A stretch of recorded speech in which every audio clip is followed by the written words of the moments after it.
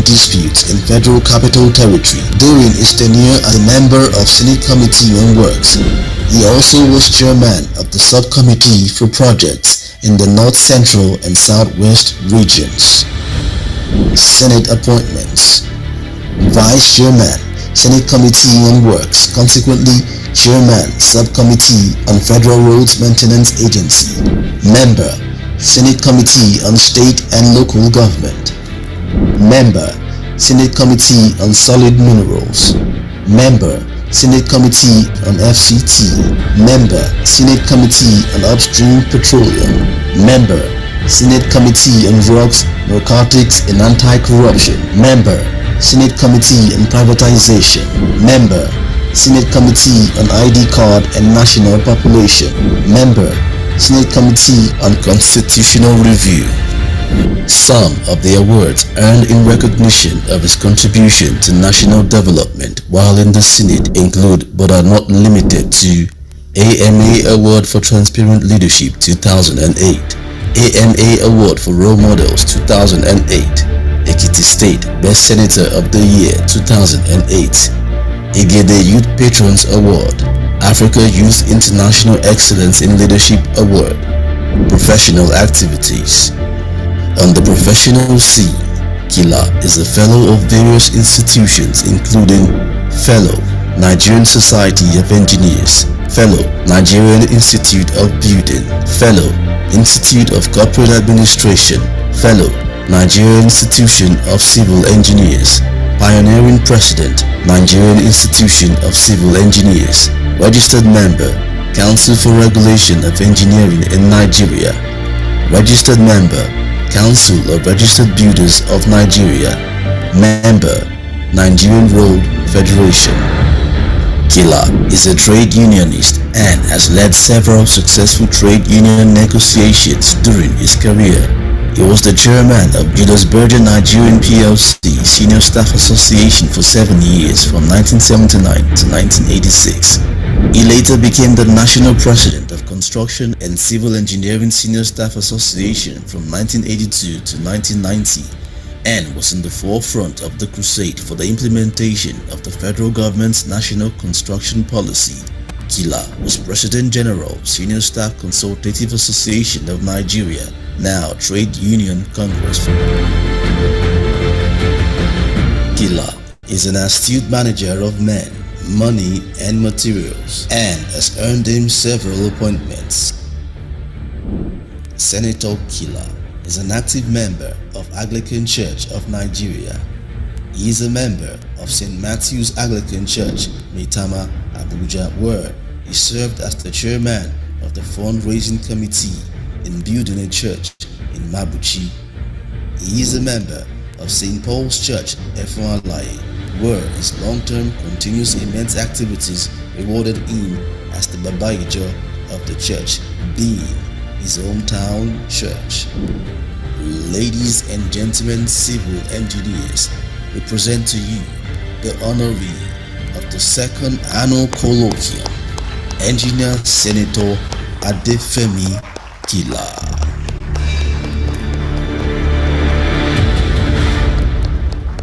Please, let's put our hands together once more for our honoree. I was watching Baba closely. When they were showing his early days, Baba was just laughing. I wonder what was going through his mind. Thank you very much. That was a very wonderful one. So, ladies and gentlemen, now we are going into the, will I call it, academic part of this event now. We have done a lot of ceremonies, speeches. Now, we shall now be taking the keynote speech and then the guest lecture, especially on the theme for this event, just to remind us, is infrastructure development as the bedrock for growth in trade, economy, and investment in Nigeria.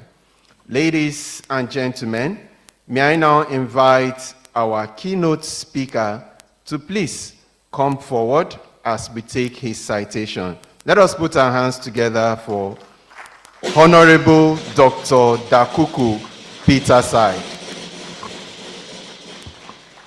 His Citation is on page 21 of the brochure. Yes, you will stand. I will read. All right. Ladies and gentlemen, the profile of the keynote speaker. Dr. Dakuku Ado Peterside, public policy expert, former Director General of NIMASA. Dr. Dakuku Peterside is a distinguished public policy expert, governance strategist, and development-oriented leader with extensive experience across Nigeria's public sector, legislature, and maritime administration. He is widely recognized for his contributions to infrastructure development, institutional reforms, and strategic leadership in key sectors of the Nigerian economy.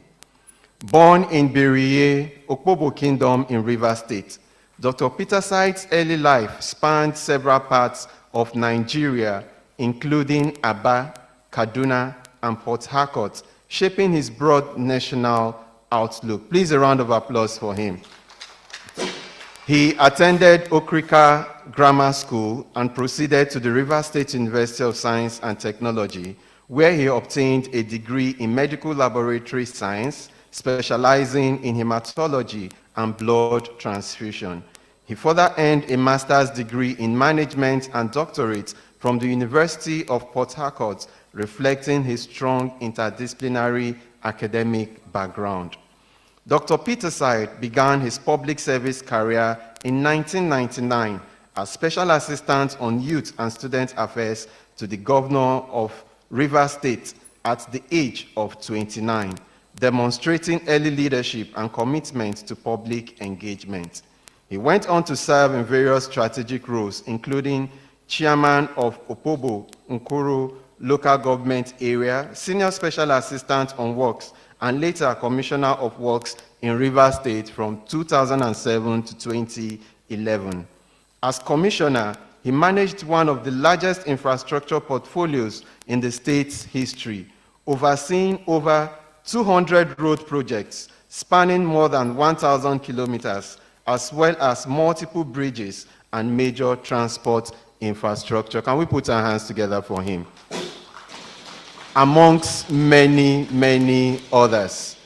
Dr. Peterside later served as the Director General of the Nigerian Maritime Administration and Safety Agency, NIMASA, from 2016 to 2020, where he led efforts to strengthen Nigeria's maritime governance framework, enhance regulatory oversight, and promote sectoral development.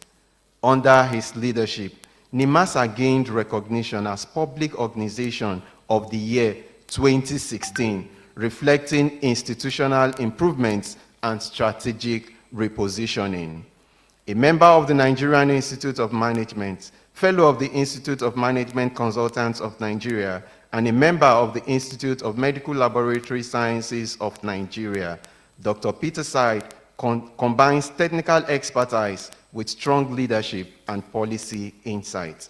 He is widely regarded as a thought leader in governance, infrastructure policy, and institutional development, with a reputation for strategic thinking, reform-driven leadership, and commitment to national development. Dr. Peterside is married with children. Ladies and gentlemen, our keynote speaker for the day. Thank you.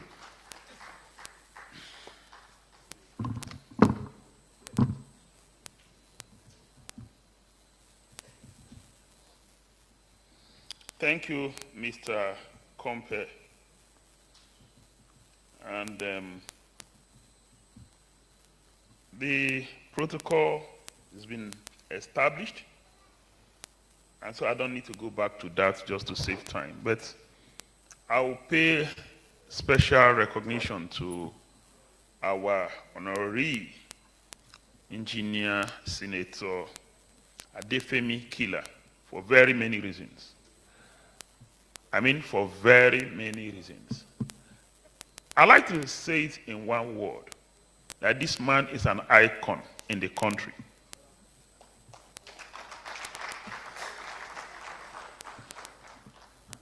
I think that Nigeria deserves to honor him in a very special way. And that honor will definitely come.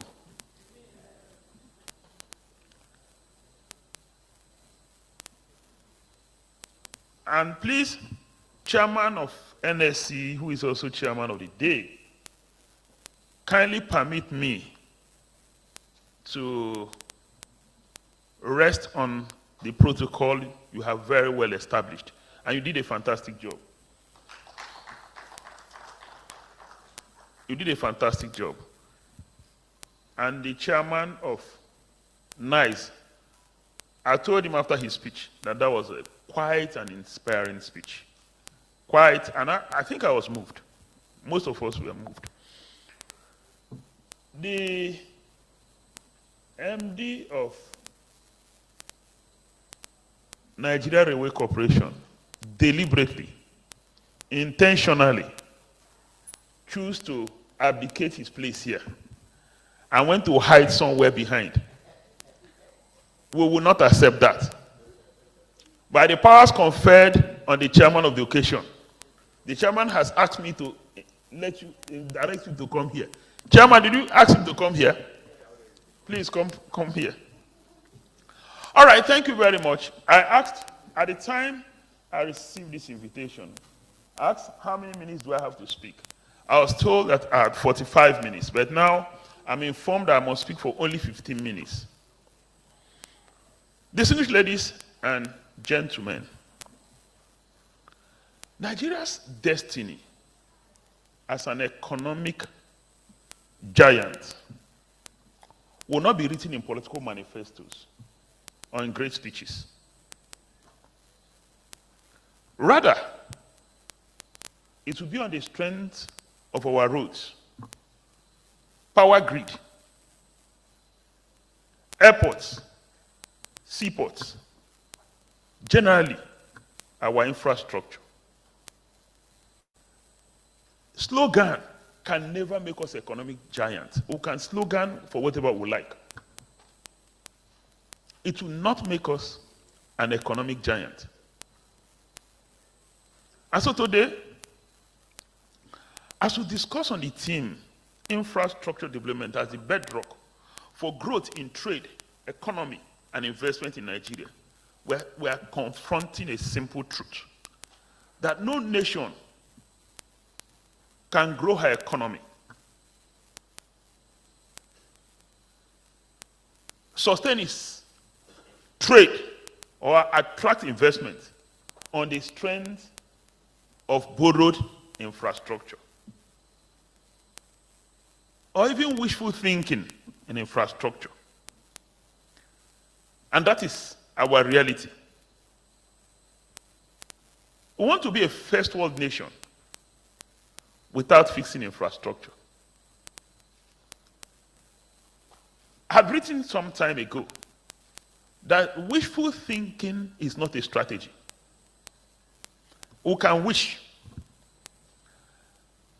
When we talk about infrastructure, very often we all narrow our thinking to roads, bridges, airports, seaports.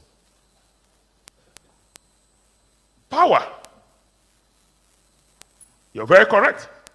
These are indeed visible parts of infrastructure. But infrastructure is much more than concrete and steel. And that's the first mindset we need to address.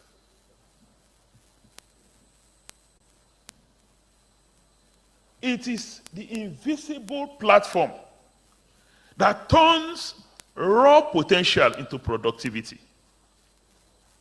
local activity to global trade.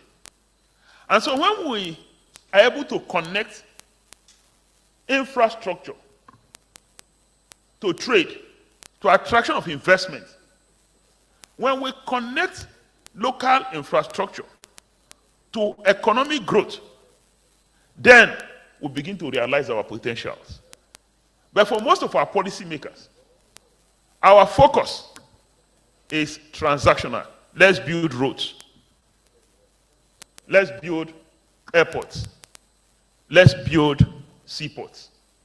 Without looking at the connection between these infrastructural projects and how it will spur trade, how it will drive economic growth, how it will attract investment.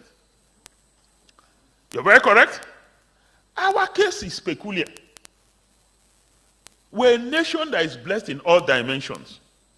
We have a population of about 220 million. Out of these 220 million, most of them are young people, and it means a lot. Young people means we have a strong workforce. Young people means we have a potential market. We don't only have population, we are blessed with enormous natural resources. And yet, despite all of this, our economic growth has been stunted over the years. We can't compare with our peer nations, nations that got independence at the same time. Look at the story of China.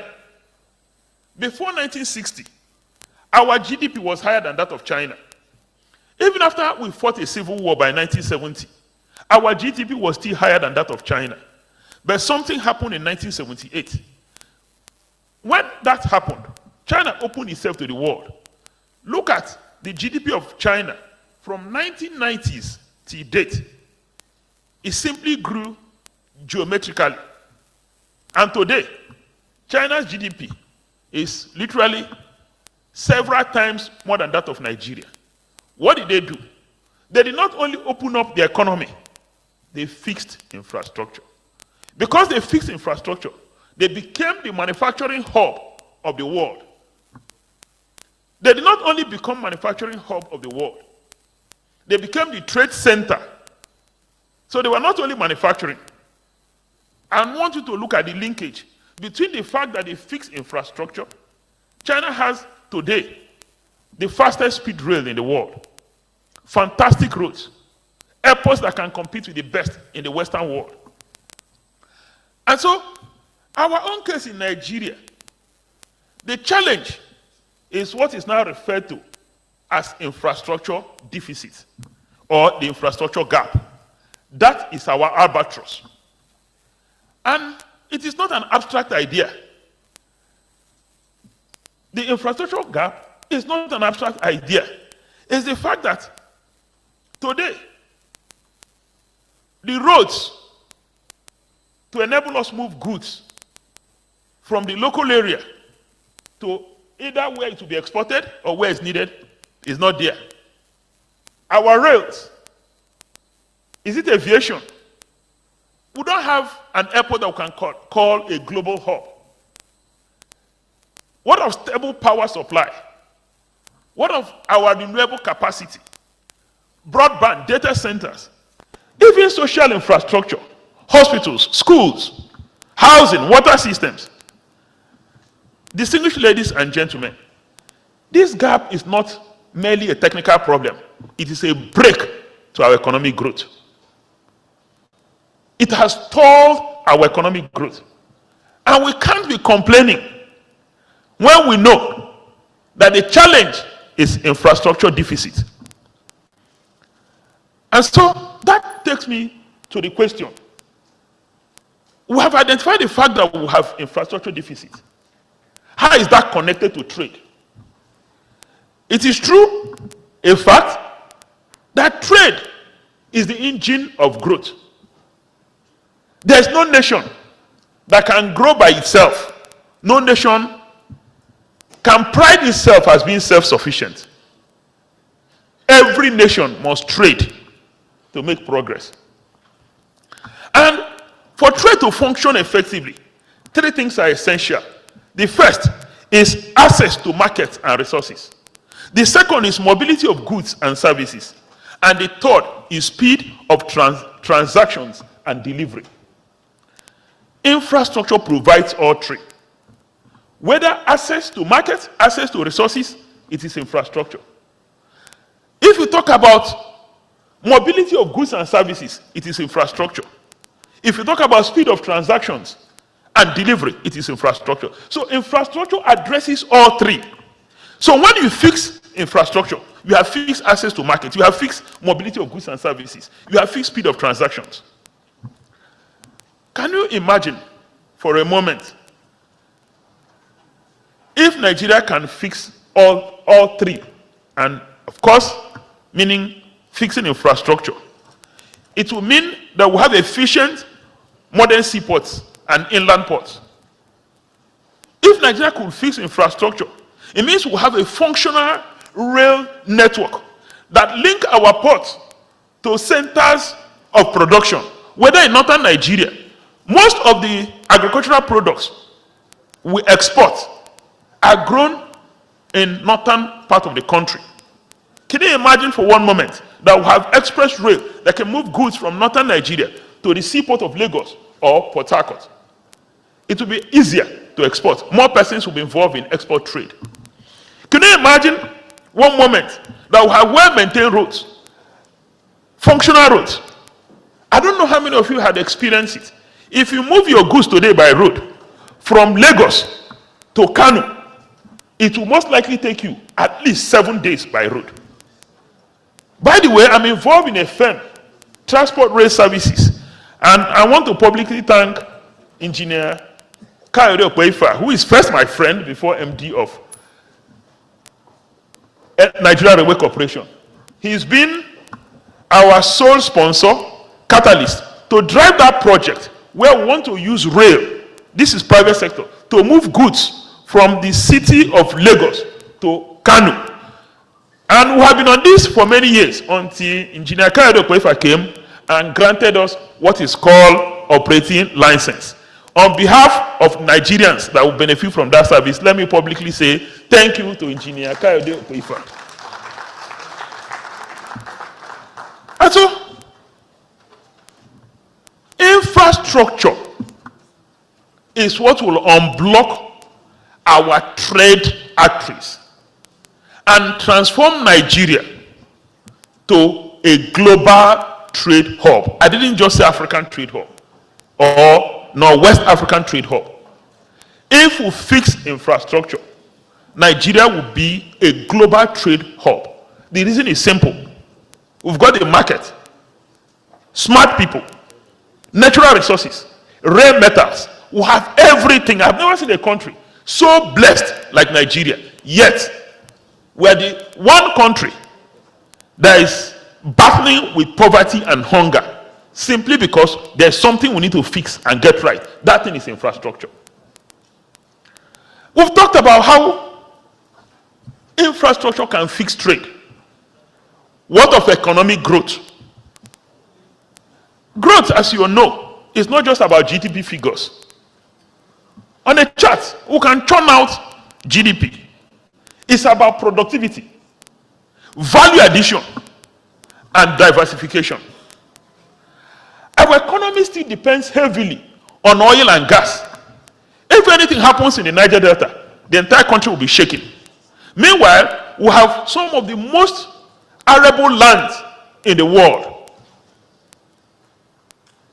If you talk about mining, we have natural resources that very few countries can compete with. However, we still depend on oil and gas. And unfortunately, the contribution of oil and gas is declining every single year. And so we need to diversify effectively. And to diversify, we must build both our physical and digital infrastructure ecosystems, where agriculture, manufacturing, mining, and services can thrive. And infrastructure is the launch pad of diversification. It will be wishful thinking if we think that we can diversify without infrastructure. Modern irrigation system, agricultural hubs, cold chain logistics can turn our farms into factories, connecting rural producers to regional and global markets. Reliable power, in particular, can unlock industrialization in the country. Digital infrastructure can make us a global fintech hub. We have first become a regional fintech hub. And I can say with some degree of certainty We are a continental regional hub for fintech, but we can become a global hub if we get our digital infrastructure right. And so every single naira or dollar invested in infrastructure is not just an investment, it has multiplier effect. Roads would create jobs, both for the immediate and the long term. Power will create industries. It will enable factories operate at optimal capacity. Ports and logistics will attract ancillary industries. So when we build ports, it is not just center of moving goods and services. A lot of ancillary services are associated with our ports. And so, more broadly speaking, infrastructure improves citizens' access to social services, whether education. I don't know if you know that during COVID-19, many nations depended on broadband to teach their children, to take their children through school. That did not happen in Nigeria. Not only is our broadband at the time, was at that time suboptimal, but our people could not even afford it. But that's the way the world is going. And so, infrastructure should not be seen just as an expense to be economized. Let it be seen for what it is, an investment to drive growth in trade, in investment, in industrialization, because that is what it truly is. The World Bank estimates that bringing Nigeria's infrastructure up to the level of medium income countries could add about 4% points to our annual growth over time, fundamentally reshaping the trajectory of our economy. And so the World Bank data is that if we can fix our infrastructure to the middle level country, not to a first world, and that instead of growing by 4% per annum, we will grow by at least 8% per annum. Imagine Nigeria's growth at 8% per annum.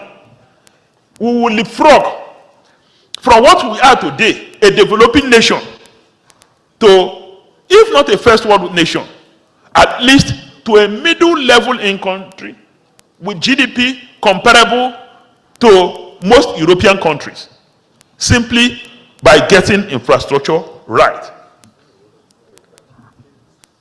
We've talked about trade, equals sport trade, economic development. What of investment? Every day as a country, we embark on campaign to Western countries to attract investors. Investors, whether local or international, will not invest in abstract ideas. They will not invest in campaign slogans. They will not invest in PowerPoints. Investors will go where there is predictability, profitability, and protection. When a business cannot rely on stable electricity, predictable transportation, functional customs and port system, the risk premium on investment rises sharply. And so we can carry out campaigns. No investor, no serious investor will put their money in your country if you don't have infrastructure that is predictable. If it's not sure of power, not sure of security, not sure of at least the basic infrastructure of road, rail, no investor will do that. And so we need to invest in infrastructure. When it is functional and well managed, investor confidence naturally grows. Businesses are more likely to set up factories rather than importing every substandard group from China. Even the Chinese will come and set up in Nigeria if they are sure of power, if they are sure of roads, if they are sure of our aviation and other things. And we have seen this dynamic play out in the ICT sector, in fintech, thanks to the improved network that we have, our broadband. Like I said earlier, Nigeria has become a leading center, a hub in fintech. regionally, continentally, and I hope globally. We must apply the same logic to our physical infrastructure, whether it's roads, railways, ports, power, so that we can become an investment hub. All of these things are enablers in the investment map. And so, beyond providing the physical infrastructure, the other important thing that matters is the fact that we must have institutions in place. Building infrastructure is not the same as developing infrastructure. Too often we confuse constructing a facility with the process of creating a system that works. Very often, we build a road. 3 years down the line, that road is literally not functional. Because from conception to design to execution, we didn't get our best professionals to get involved throughout the value chain. And so, real infrastructure development requires much more than bricks and mortar. It demands strong institutions that provide clear rules, defined mandates, and robust coordination mechanisms, including effective regulatory oversight, for which the NSC must be a leading advocate. And precisely, the Nigerian Institution of Civil Engineers must also be a frontline advocate. But not just regulatory oversight. We must become advocates for professionalism.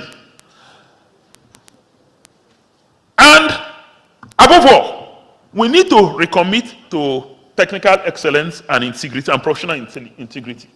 And these are the two values for which our honoree, engineer Adefemi Kila, stands as a symbol.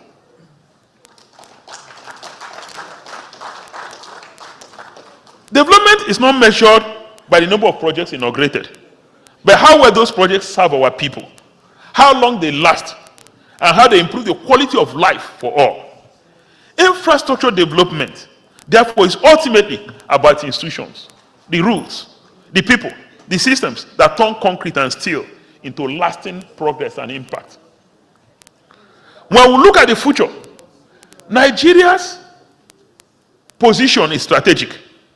The African Continental Free Trade Area offers us a massive opportunity. But for Nigeria to benefit, our infrastructure must meet, if not global standards, at least continental standards. We need cross-border rail and road that links with our neighboring countries. We need harmonized custom procedures and digital trade platforms. We need regional energy and ICT networks, functional ports linked to the hinterland. A well-connected Nigeria has got the potential to become a production base for the African market. We can attract multinational companies that seek regional hubs, enhance our geopolitical influence through economic power, not just population size. We've bragged a lot about population size. Enough of that. Time to do the work. Our population could be both an advantage and a burden. In our case, it is a burden today. It is not an advantage to us. However, we've talked about infrastructure. How do we finance all of these big things, these big ideas? Government alone cannot bear the full burden. Yet, the private sector cannot do it without the right framework. It's not enough for us to say, please go and tell them to bring their money. Let's do PPP. No, nobody will do PPP until we are sure of the policy and regulatory framework, of the judicial system, of consequence system. And so, we now must look at other ways of financing infrastructure. Because if we depend on government alone, we will continue to dream and we will remain dreamers. Finally, I'd like to speak about the role of leadership, professionals, because I know there are engineers here, and the public in driving infrastructure. Like I said, it is good to put infrastructure in place. It's an enabler for trade. It will attract investment. It will drive growth in the economy. And that we need to mobilize money to fix infrastructure. However, none of this can happen without strong, visionary leadership at all levels, whether at the federal level, state level, local government levels. Leaders must rise above campaign cycle. That's our greatest challenge. We must rise above immediate gains, transactional mindset, and begin to think long term, begin to think strategic. That's a challenge we have. Political and policy leaders, like Engineer Kila, must dream big dreams, not just the convenience of today, not just political cycle dreams. They must protect infrastructure budget from diversion, because most times we hear big budget for infrastructure, nothing concrete to show for it. They must resist the lure of rent seeking. Most of our political leaders are transaction minded. We want to do a road in my constituency, 27 billion. If we are not sure 7 billion will enter somebody's pocket, nobody will advance that cause. We must think beyond that. And let's also begin to hold our leaders accountable, even as citizens. As for our professionals, we are the guardians of technical integrity and long-term value. I repeat, our professionals, we are the guardians of technical integrity and long-term value.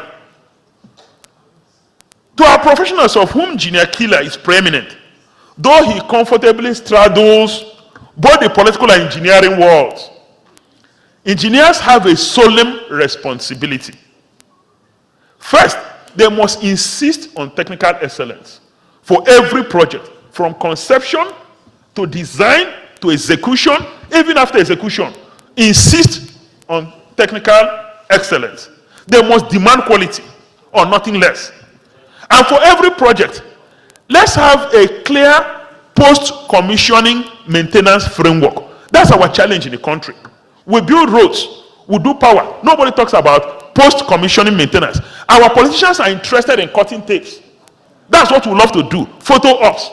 But as engineers, you have a responsibility to insist that beyond photo ops and cutting tapes, let's have a maintenance framework in place. That is a responsibility. When you talk about the power sectors, engineers must champion a comprehensive overhaul of our transmission infrastructure. We are beginning to address generation. We are addressing the downstream. But the transmission remains, I'm sure you know, I don't know of any country that have had the number of grid collapse we've had as a country between last year and this year. Engineers designed this system. Sometimes these things could have been 60 years ago, 50 years ago. And so, we must stand at the forefront of a policy shift, translating ambition into viable, resilient systems. For our airports and seaports, Nigerian engineers must insist on designs that meet global standards, accommodate future growth, and ensure environmental sustainability. It is time to depoliticize government procurement process. In the past number of years, every single thing is politicized. And for the National Assembly, where Engineer Kila was a member, and I was privileged to be a member, every year, as government send budget to us, we mutilate the budget proposal, ensuring that our constituencies will have at least a bite of the road project. Let's begin to focus on major regional corridors instead of what just serves my own purpose in the immediate term. Our citizens also have a vital role to play. We must demand better infrastructure through active civic engagement. We must use technology and social media to hold authorities accountable, shining light on both their achievements and their failures. And we must support policies that, while sometimes costly on the short term, yield long-term benefits for our nation, our economy, and future generations. And you won't just blame the political leaders alone. Sometimes when a leader wants to embark on a rail project, and this speaks to Engineer Poefa, the people will shout, "Oh, why are you doing rail from Lagos to Kano? That rail will cost several billions of dollars when it can fix all the roads in Lagos." But you know that rail remains the cheapest means and the most efficient means of moving goods and services within a country. No country can develop without fixing her rail system. Even as citizens, let's begin to think long term instead of being comfortable with short term measures. In closing, distinguished ladies and gentlemen, infrastructure is not a luxury. It is the foundation of a modern economy. It is the foundation of a glorious future for us as a country. Infrastructure is not just an expense. It is something that will drive growth, unlock our potential for investment. And it is different between a Nigeria that merely consumes imported goods and a Nigeria that produces, processes, exports competitively. And for trade to flourish, for the economy to diversify, for investment to flow in sustained manner, infrastructure must be treated as a national priority, not an afterthought. Doctor. Distinguished ladies and gentlemen, let us not just build for the next election, but for the next generation. Because infrastructure built today is the bedrock of growth. Doctor, thank you very much. Thank you very much. This you still have an opportunity the for lifelong panel advocacy. discussion. This is the last line. Let us not just build for the next election, but for the next generation. And this is the lifelong advocacy of Engineer Adefemi Kila. And it should be the lifelong advocacy of every engineer, every policymaker. Engineers don't just design bridges. They design the future of a country. Thank you. And God bless you. Thank you very much. You have another opportunity to come up for the panel discussion, so you can give us more. Please, a round of applause for Dr. Dakuku Peterside. And then we apologize for restructuring your time from 45 to 15 minutes, even though it's almost close to 45 anyway. All right, ladies and gentlemen, before we continue to this event, we have some very special persons here, especially from the honoree. All the members of St. Matthew's Anglican Church, Maitama, here present. Please wave your hands, you are welcome. The President and the Management Committee of Maize Trade Multipurpose Cooperative Federation Limited, led by the President, Mr. Ben Aduli. Please, you are welcome. The National Executive of FCT State Chairman and Women's Coordinators of the Police Community Relations Committee, led by Otumba Bolaji Adigun, and the Chairman of Zone 7, who is standing in for the National Chairman. Please, you are welcome. And also Senator Nwaka, here present. Please, distinguished Senator, you are very, very much welcome. Your Excellencies, ladies and gentlemen, if we get infrastructure right, we won't have to chase growth. Growth will chase us. On this note, I'd like to invite the National Chairman of this great institution, Engineer Tokumbo Ajanaku, FNSE, to quickly, in few minutes, come and do something that he already started, and the President equally has given him an award. So if you need an award, presidential award, you have to respond to whatever he will be telling us now. Please, a round of applause for him. Thank you very much. I'm here to spend 30 seconds, and I've done 10. All I'm asking is, we're building the national headquarters of the Nigerian Institution of Civil Engineers. And I don't want anybody to leave this gathering today without becoming a part of the success story. We're asking everyone here, with the permission of the President and the Chairman of the occasion, I will be standing at the door with my offering basket. Maybe you don't know, I'm actually an usher in church. So that means that I'm very good at handling offering baskets. So starting with the President who gave me the directive, my ushering basket is available, and we would like everyone here to be a part of the success story. Thank you very much as you join us in this epoch-making project. There is a song that they like to say, Dawo Dawo, Dawo Sile Olorun. In this case, in Yoruba, it is Dawo Dawo, Dawusile Civil Engineering. God bless you. Please, a round of applause for him. So, in summary, he said, contribute money to the house of the Lord. Now, in this case, he has rephrased it. Contribute money to the house of nice civil engineers. Thank you. I think that is the prototype of the structure. Just, okay, in this case, please, look at that structure and choose your space. Pay for it before you go.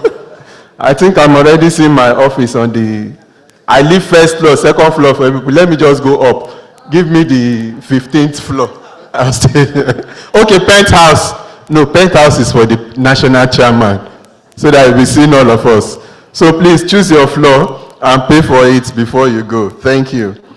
Ladies and gentlemen, we quickly continue to our program of events, and this time we shall be taking our guest lecture. So may I invite our guest lecturer to please step forward. His citation is on page 20.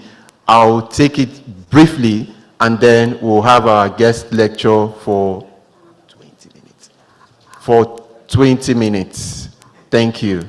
So ladies and gentlemen, may I invite the guest lecturer of this event to please step forward. Dr.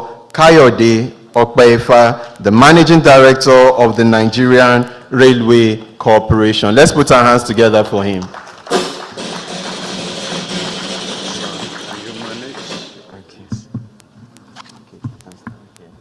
I'll quickly run through.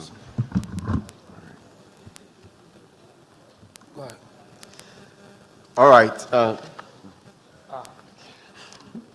The citation of the guest speaker, Dr. Isiaq Kayode Okpefa, Managing Director, Nigerian Railway Corporation, NRC. Dr. Kayode Okpefa is a distinguished transport economics, seasoned public administrator and infrastructure reform strategist with decades of experience spanning academia, public service, and national transportation policy. He currently serves as the Managing Director of the Nigerian Railway Corporation following his appointment by the President of the Federal Republic of Nigeria, Asiwaju Bola Ahmed Tinubu, GCFR, in January 2025. Let's put our hands together for him. So on page 20, just read everything that is there. I quickly go to the concluding part. In January 2025, Dr. Okpefa assumed office as the Managing Director of the Nigerian Railway Corporation, where he is spearheading efforts to revitalize Nigeria's rail transport system through modernization, operational efficiency, infrastructure maintenance, and enhanced security.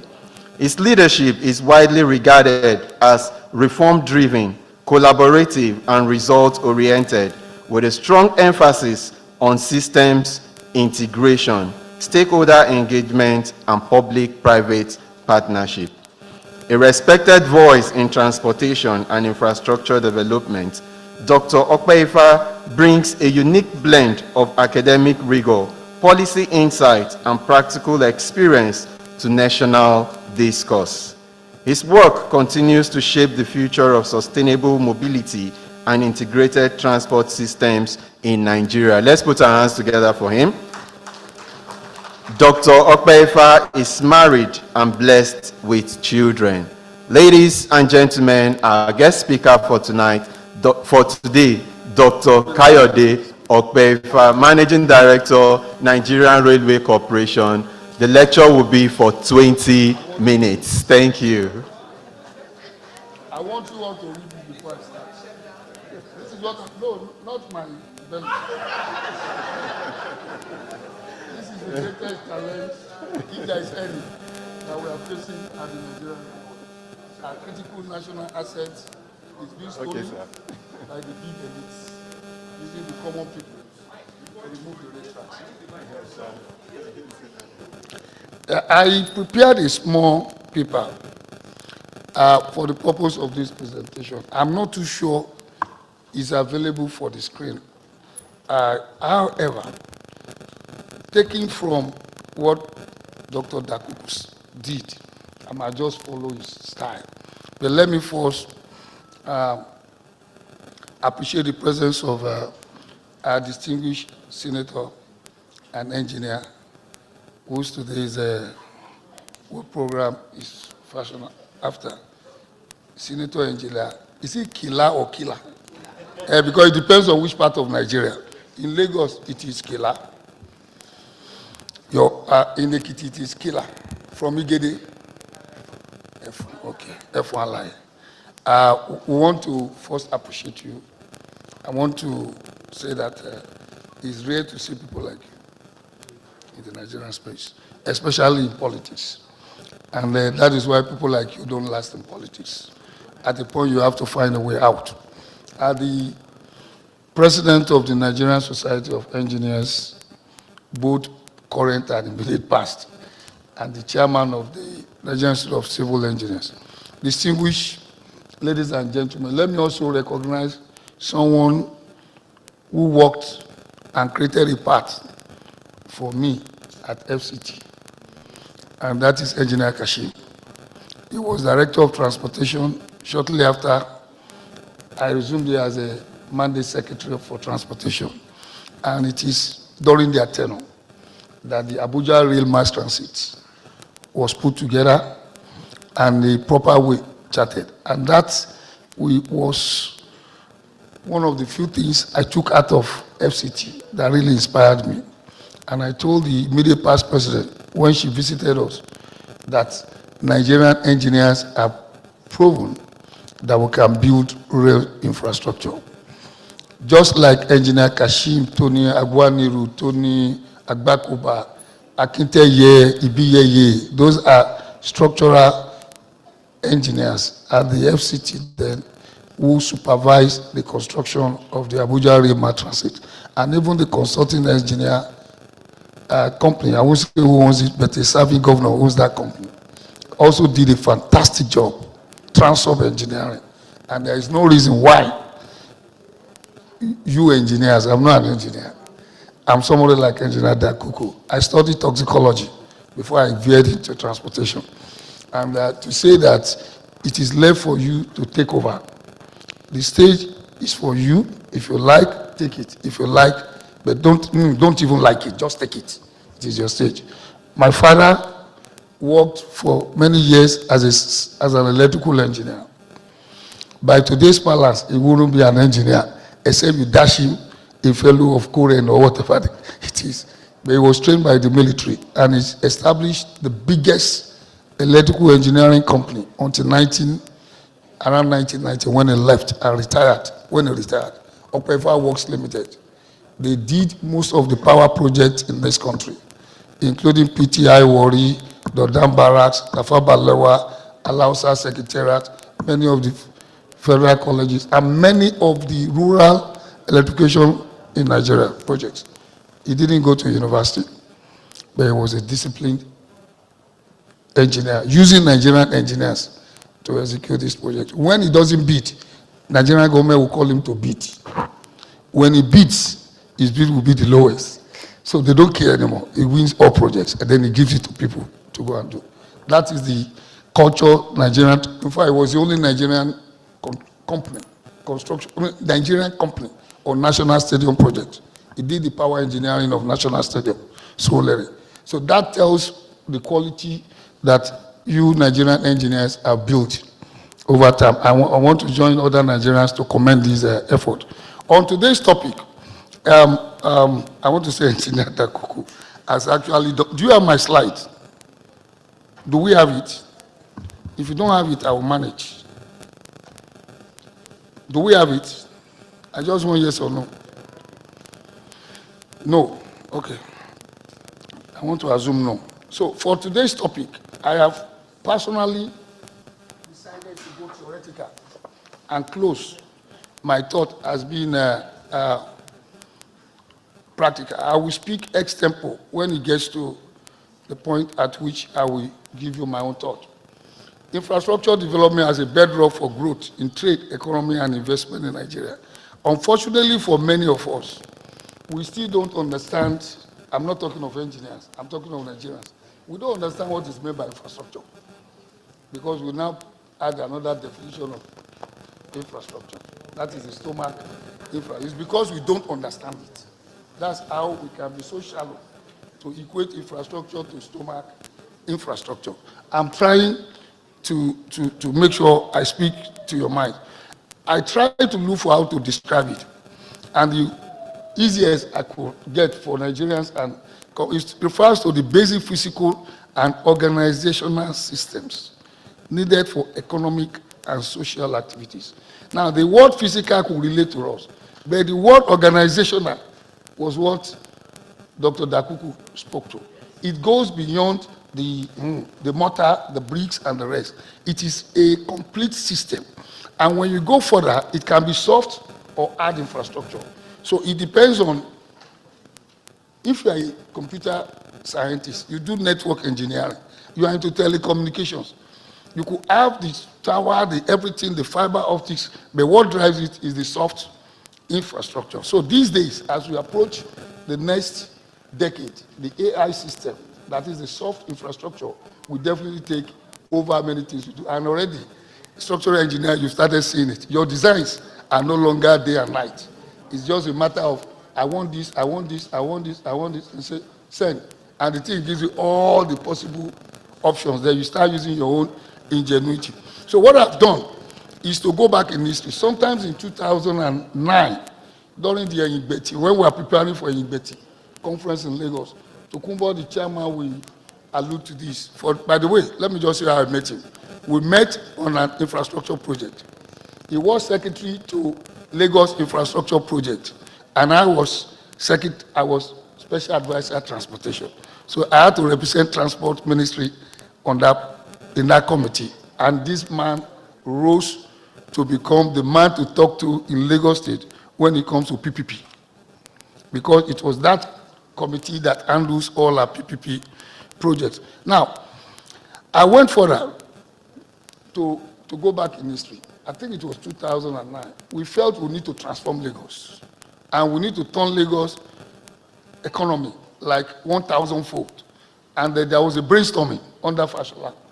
If Ashwaju government has done so much of consulting and they've done so much of planning, how do we actualize it? We came up with 4 areas to focus on: power, agriculture, transport, and housing. So we call it PATH. And then we also postulated that that is all Nigeria needs to do in that interim time to move from developing to developed nation. And Dr. Dakuku mentioned it.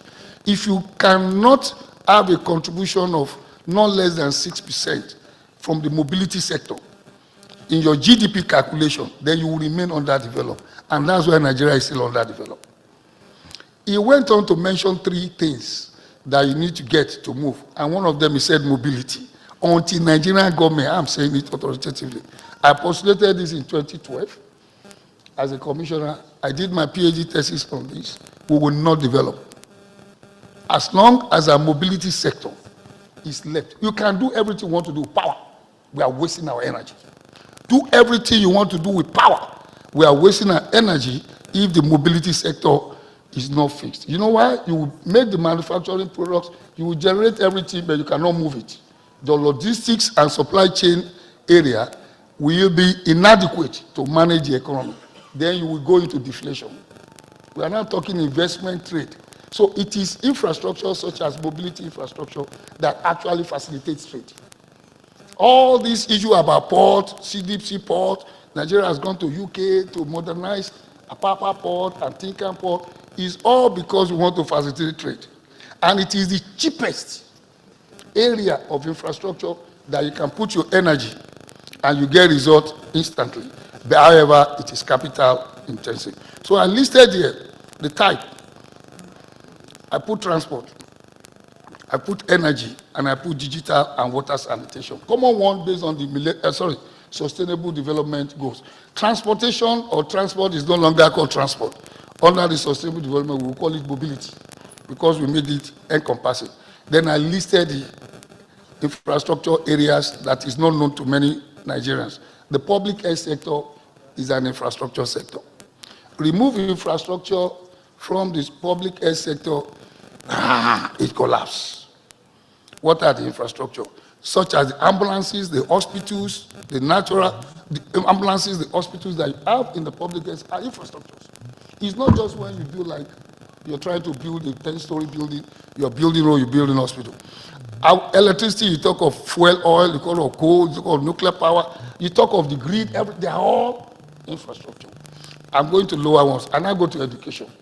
People see education as a socio-economic sector, but seriously speaking, it is infrastructure building. The skills development, the technology acquisition, technology transfer, itself, the schools, the labs, the laboratory, they are all infrastructure. So without the infrastructure in the education sector, we will get nothing. When we come to food, agriculture is infrastructure driven. If the proper implement, the proper equipment, the proper technology is not put in place, we are joking. So we can go all and all, and at the same time we can get to security. Now they are discussing security, architecture, they are all talking about infrastructure.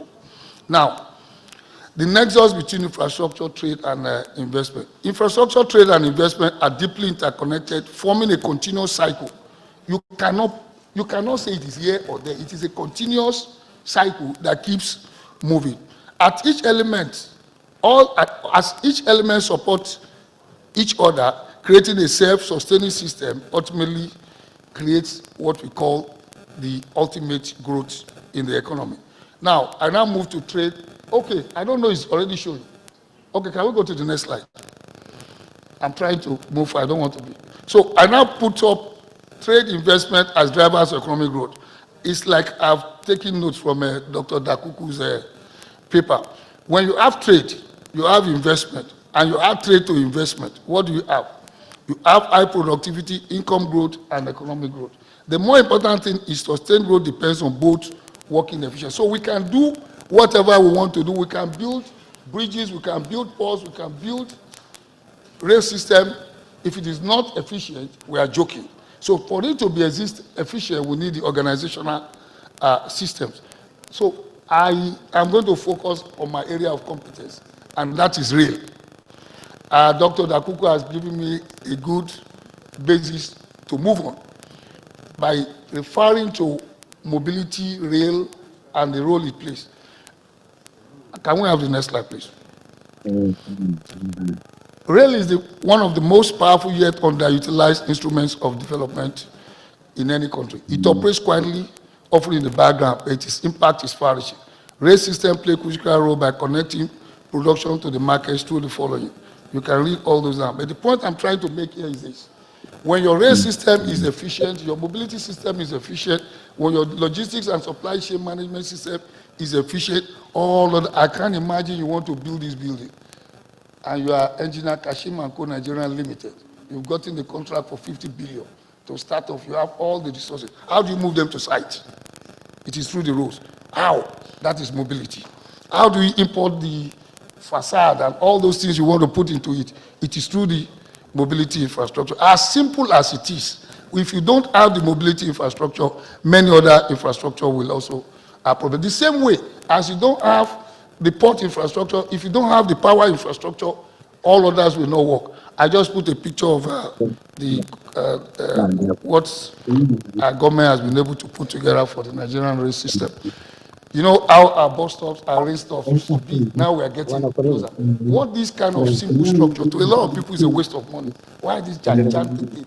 It's just to make the infrastructure system work for us. Within that structure are many, many things that you may think are not as important. Can we go to the next slide, please? I want to see the graph. I want you to see the graph. Don't want to waste time. Next slide, please. Now, this is the current state of Nigeria's rail system. I'm using rail as an interface for infrastructure. Dr. Dakuku, you drag me to the front. I won't drag you to the front. But I'll just speak to you wherever. All our rail system, we used to have two. Lagos Kano, narrow gauge. Western corridor. We used to have Port Harcourt to Maiduguri, narrow gauge, Western corridor. Do you know these were built just before Nigeria came to be? And For 60 years, we kept using them. We did not add anything to them. And until eventually, former President Obasanjo government came and they started the modernization program. That's why I acknowledge again Engineer Kashim. He was one of those who worked on this project there. As soon as they finished the modernization program, they also went to sleep. So for 60 years, from 1960 to 2002, Nigeria did nothing in the rail infrastructure business. But we had the best of rail system in Nigeria around that period. When people can move from Lagos to Kano, bring groundnut, bring coconut, bring kola nut on either side, and Nigeria economy surely depended on the rail system. Nigeria integration was built on the rail system. For 60 years, we used it. For another 60 years, we did nothing. So practically, for almost 120 years, we did nothing. All we did was enjoying what some people did in less than 10 years. Those two infrastructures were built in less than 10 years, not with petrol money, with proceeds from agriculture. Now, what did we do? From 2002, we planned and we squandered all the resources. Then in 2015, Muhammadu Buhari administration came and started completing what we started. I was having conversation with him. When I joined in 2018, it was at 65%, and we have to commission the next year, and it was commissioned the next year. And Abuja Rail Mass Transit System, I will tell you today, is the first sub-national rail system in Nigeria, not Lagos. It started the same time with Lagos, but was completed before Lagos. And that rail system worked until COVID-19 came in. It worked efficiently, and as of today, it is still working. And it is the only rail system they put on the internet in the world that doesn't charge money.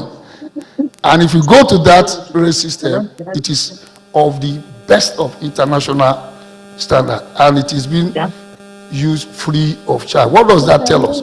We must not be allowed to be deceived. The infrastructure is so expensive, and government cannot afford to provide it. That infrastructure was provided with a $500 million infrastructure from the China Exim Bank. At the end of the project, we still have some money left. That is how prudent the Nigerian engineers and the consulting engineer that work on that project were. So what you have on this map is not known to many people. It's not been released officially. We need presidential permit to release it, and it will be released in the next few months. But I can explain it to you. The gray area you see on the faint line were the two east and western corridor. While the new, anywhere you see green, the green that came from Lekki Deep Sea Port is going to Maiduguri, and from Maiduguri it will end up in Niger Republic. Now people ask, why Niger Republic? Why is it Maradi? I was one of those who asked the same question. As I went into literature to raise my voice against it, I found more information in literature why Nigeria needs it. That corridor, the Lakadi corridor, secures me and you food security for Nigeria, especially in cereal and livestock. And it was postulated long time ago by the African Union and OECD Development Commission that if that corridor is not developed, one day Africa will have problem with cereal and livestock. And the Ministry of Livestock Development is just waiting for us to complete that by 2027. That corridor will be ready by 2027. And people in Abuja will be able to move from Abuja to Kaduna, to Kano, to Daura, to Jibia, to Funtua, and they will be able to cross over to Niger to do business. And when the Ibadan to Abuja is completed, people from Lagos, people from the seaport in Lagos will be able to move from Lagos, cut across into the landlocked West African country of Niger. Niger is currently the source, the major source of our livestock animal husbandry. And Nigeria cannot afford to lose that market. That is the importance of that corridor. Then you will see a small one at the bottom.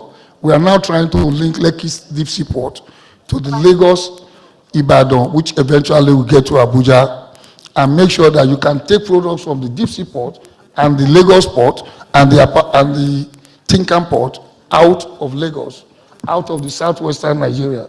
And there is also plan to take the train to Oyo and Ogbomoso on another angle. That is the further around the left side of the map. Then you will see another one, which they call the coastal. Coastal does not mean it passes through the coastal road. There is a coastal one that goes from the Lekki Deep Sea Port from Lagos and will take you to the southeast and the eastern part of Nigeria. And that plan, if you look it deep, Nigerian government has also planned to connect all the seaports, all the rail lines in Nigeria to the seaports. I put this here just to show our engineers. Now, how does this affect us? It might interest you that it is our engineers. It is our engineers. Apart from the contractor, it is our engineers that are delivering this project. And also to let you know that the Lagos Canal, Engineer Kashim asked me what about the Lagos Canal. The Lagos Canal has a lot of challenges from washouts because of years of bad or inadequate maintenance.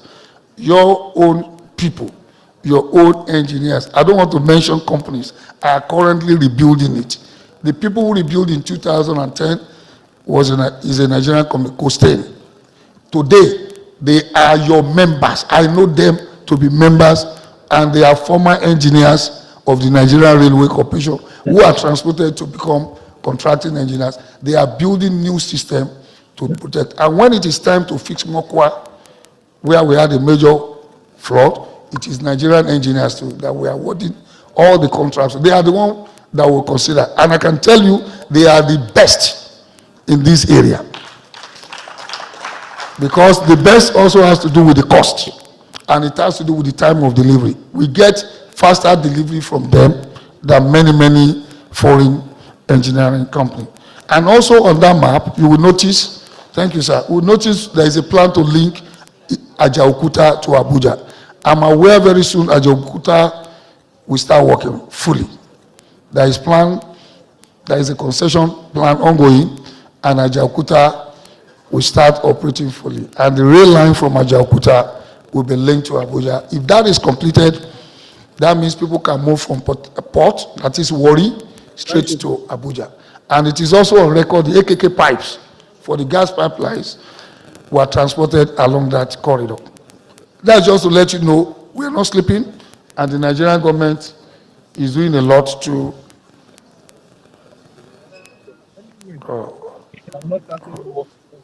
okay, sorry. I thought I'm the one controlling it. I'm not the one. That's what they will. Okay, I just put this. Don't mind. Don't worry about this one. It's just what I've just said. Next slide, please. About that one. That's a slide I just explained. Next slide. Make one person go follow that side. Now, Okay, sir. just look at the stage. Look at the outcome. That's the importance here. Yes. Rail corridor opens, faster movement. Transport cost drops, increased rate. Market access improves. You have industrial growth. Productivity rises, your GDP expansion. These are the connections that we have not been able to establish as engineers.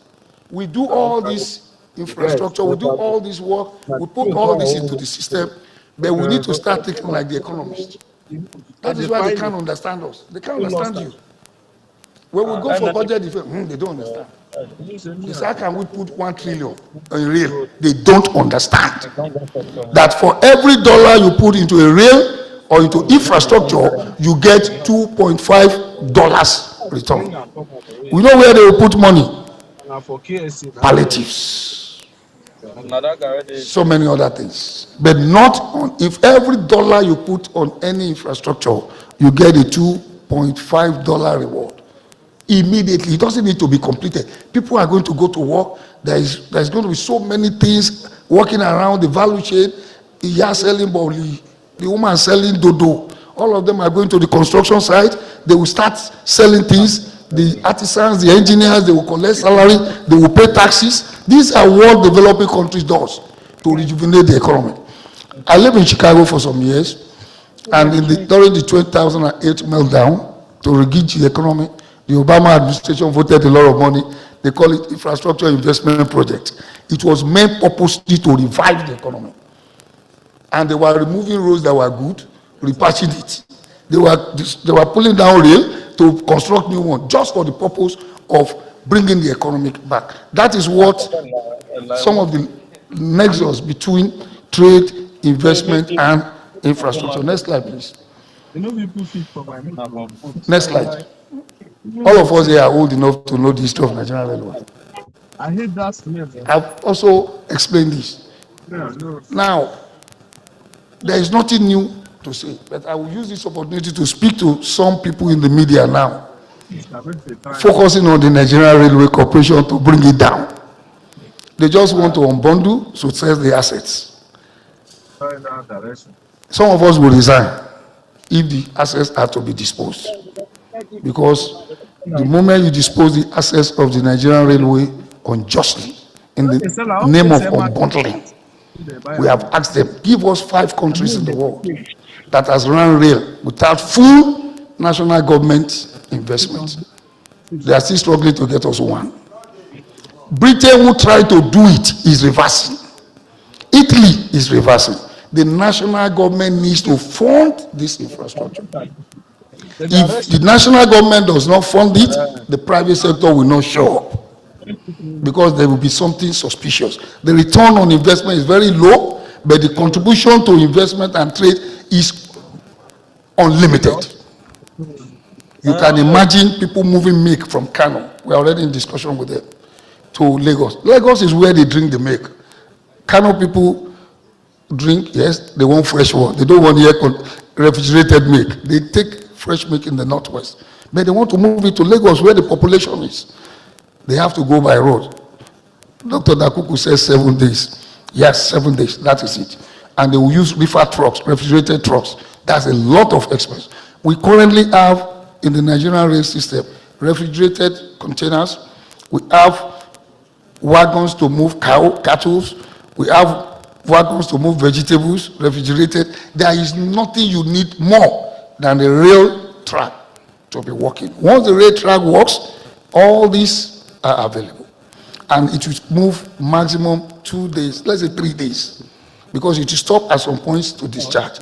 And you can sleep. You know when the train will take off, you know when the train will end. No police harassment, no driver don't jump in, no, oh God, they don't catch me, no whatever. Your products will get. However, there are issues. Those issues are the soft infrastructure that we are yet to put, and one of them is funding. Our economic managers must understand infrastructure expenditure is different from any other form of expenditure. It is an expenditure that when you fail to do, you will regret instantly. It's not going to be in the future. Now, how many of us are bold to go on Lake Abuja Kaduna road? I thought it's supposed to be 2.5 hours.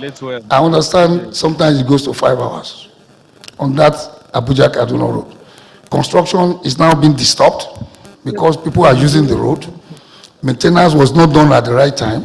The right thing to be done when the construction was going on was not done because, of course, no drainage were provided because we shied away, not knowing that when the drainage is not there, the drainage infrastructure, water will damage the asphalt. Now we are going concrete. If we go concrete, we don't provide drainage, it will see damage. Tokunbo should be a witness. The Apapa Wharf Road sunk. It was sinking. The road sank because the drainage collapsed. Our drainage bed collapsed. Because the drainage collapsed, the road could not sustain it, and it damaged. When we went to reconstruct it, we discovered it was a heavy concrete road this size. But it still collapsed because the drainage was not there. So regardless of whatever is the infrastructure nature, we just have to put expense on. Now, I put this up for us to just see the number 4 point. Number 3 and number 4. The quantum of money coming into the economy. We say we are doing fine, our GDP is increasing, but in the last 4 quarters, I have monitored the growth factors. They are mostly on the infrastructure side. There are areas where Nigerian government has invested into the infrastructure. Next slide, please. I want to quickly go. Yeah, they also said we are doing more of passenger freight. We are optimizing what we have. Our rail system are fragmented.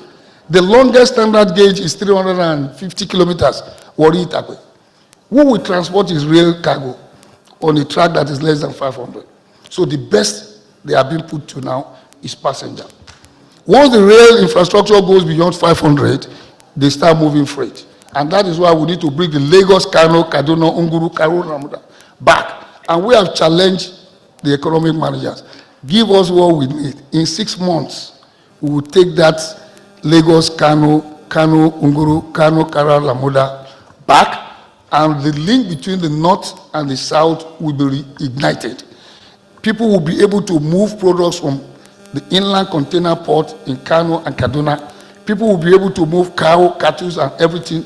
People will be able to move machineries from Lagos, from the port, down to the north seamlessly.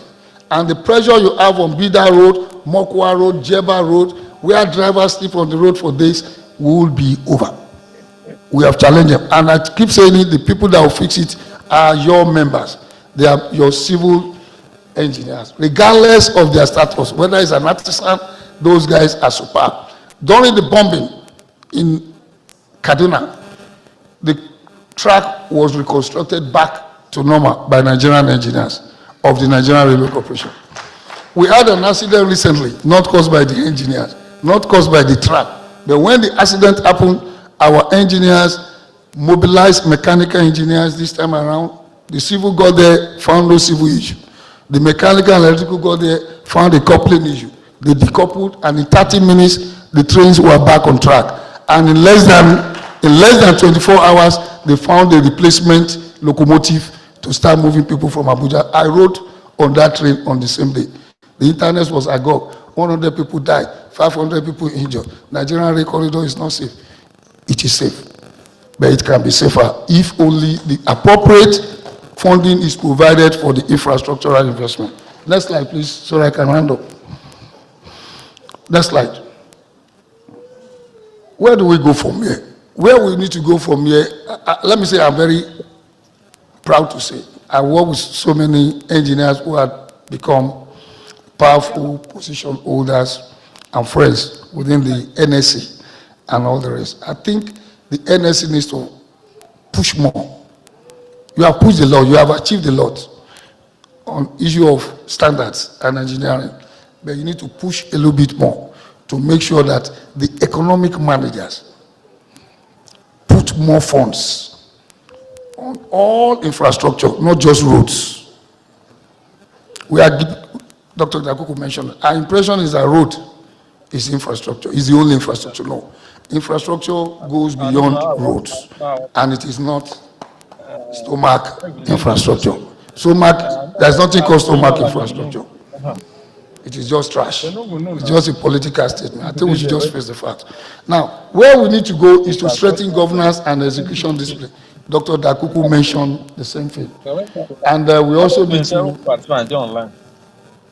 as a country, we also need to find more engineers in politics. We need to get people who knows how to deliver the product to be where they are deciding it. It's unfortunate that some of the best people we ever had running the Ministry of Works are not engineers. Me, I will always tell you, I've not seen any minister as powerful as Adefemi Okuno. He's a lawyer. During their time with General Yakubu Gowon, they built all those networks. All we are doing now is reconstructing them, rehabilitating them, except for Lagos Calabar Express Road and the Badagry. In fact, they started the Badagry Highway to Sokoto. They designed Lagos Calabar. Now we are just building Lagos Calabar. So what I'm saying is this: we need. Luckily today we have an engineer in position. That's the point I want to make. This is the best time for you as engineers. Take advantage of the current ministers. We need to engage him more. We need to engage him more so that any error of the past are corrected in the delivery of standard infrastructure. Distinguished ladies, next slide. Distinguished ladies and gentlemen, I don't want to pretend I'm speaking to people I know better than, because I know I'm speaking to engineers, and I'm not. I'm a bloody scientist. I'm not an engineer. But let me say this also, that the noise, the cries, the complaint about the amount of money we spend on infrastructure I'm not disputing the fact that sometimes the costing may be wrong. But know that whenever the costing is done by an engineer or by engineers within the system. And is it economic engineers, the cost engineers, and the rest? The point I want to make here is this: we have to also join in the defense and the cry and the demand that the right infrastructure is what we need. And I'm not being partial. We need you to join us in calling for the completion of all ongoing rail projects. All should be completed. Lagos to Abuja should be completed. Port Harcourt should be taken to Onne Port and taken straight back to Maiduguri. I went to Enugu and I went to our rail station and I saw around almost all the manufacturing companies in Nigeria were there. But you know what is going on now? They are desolate. That is job loss. That's economic loss. That is trade loss. That is investment loss. If you bring Aba to Enugu and we take Enugu to Maiduguri, all of them will come back. And guess what? Our tracks along the connecting Enugu to Kafansha, they are all gone. People have stolen them because the Enugu train is not running. The Enugu train is the one that feeds the north with products, not the Lagos train. It is the Enugu train, the Port Harcourt, Maiduguri train. So we need all these to get, if we get this done and train runs all over the country, there will be less security issue. We are focused on optimizing what we have. We will get the Lagos Kano back. We are focused on running what we have. All the existing passenger train will run optimally, and in the next 5 years, we are going electric. That's another infrastructure. We are taking Nigerian rail to electric rail. In the next 10 years, we will double the number we have today, which is 5,000. We will have doubled it to no less than 10,000 kilometers of roadway. And the next 5 years, the greatest news to come is that we are almost ready for the super fast train from Lagos to Abuja. In the next few months, there will be public announcements on how far the transaction advisory had gone. It is a wholly private sector driven, and the funding structure is being worked on by the private sector. And who are those that will work there? The Nigerian engineers, mostly the civil engineers. So there is a job on the way. This is what we call the local content. It is 20%. And your organization, be it NSC, nice, have you? Nice. They're very nice people. Nice. Structural engineers, all of you, you must partake in the discussion to make sure that Nigerian engineers once again prove to people in this country, prove to the economic managers that they are capable, they are ready, and they will deliver. And I want to commend you to use the Nigerian rail from Abuja to Kaduna, use it from Lagos to Ibadan. Port Harcourt will not that descent because of the crowd. Very soon, when we have some nice coaches, we will do that. And also to assure you, the loans are about to start coming. And many of those systems will get back to work. Thank you for inviting me. I want to commend the chairman, the current president, the past president, and all our colleagues who have made my own job personally at the Nigerian Railway. I mean the engineers, the civil engineers especially, headed by engineer Ayeni. The previous one, engineer Modu, all of them are fantastic people. And I want to let you know, they are our major contractors. Once an engineer in the civil sector retires, we immediately make them technical advisor or consultant, or if they choose otherwise, to be private sector, they are the one who maintains our lines. Thank you very much.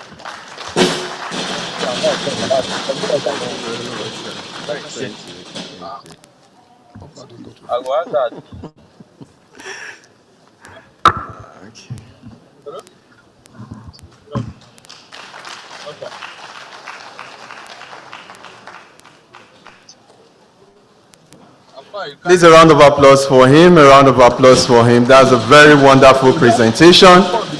And Why am I thinking that many civil engineers here want to retire now? To become major contractors to NRC. All right, ladies and gentlemen, so we are going to do something very quickly. We have been sitting down for 2 hours, approximately 2 hours, 10 minutes. It would be nice if we just stand up, stretch our body. Some of you have seated there, you did not talk to anybody. It is time to stand up. Just leave your space, go to 5 people and greet them, welcome. Speak your language, you don't speak English. If you speak English, you are owing me 50,000 naira. 5 people. That will help you move around and move your hand. Stretch your body. After 2 minutes, we will come back, and then the Gbagi cultural troupe, please, you can start getting ready. They will thrill us to entertainment, and then we will now go straight to the panel discussion for 30 minutes. 5 people. Shake your body. Turn around. Speak your dialect. Confuse the environment. No English language.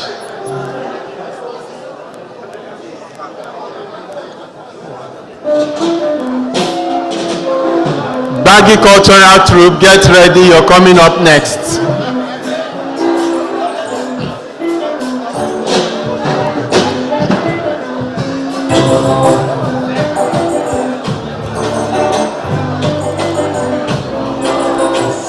While we are doing that, I'd like to recognize the Director, Standard Organization of Nigeria.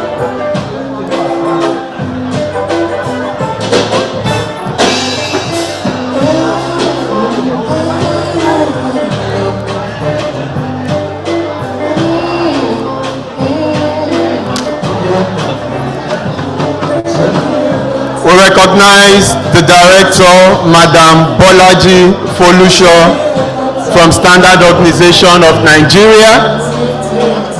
Also the Vice President of NICE, and the only Vice President ever produced by NICE, Engineer Ahmed Mustafa.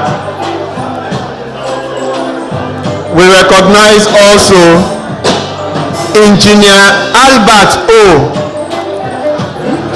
Echibe, FNSC PMP, from the Nigerian Upstream Petroleum Regulatory Commission, representing the MD. You are all welcome.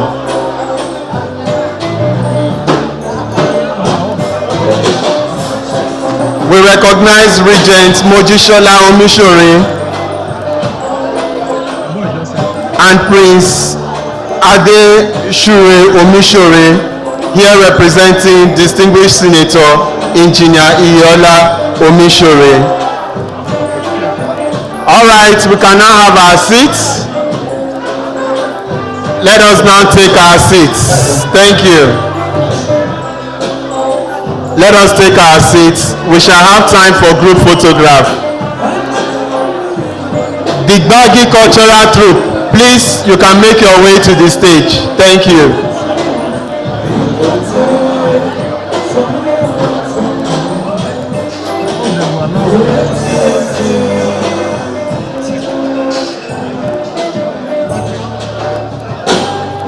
Thank you, the Nigerian Police Band.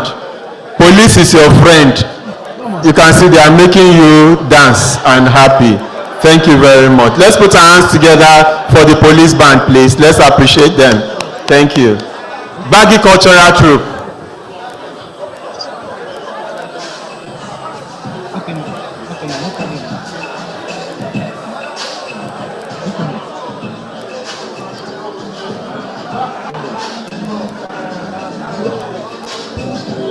Gbagi cultural troupe, please make your way to the stage. Thank you. And you have 5 minutes.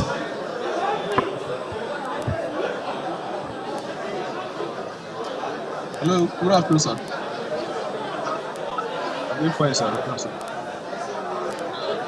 are doing the colloquium.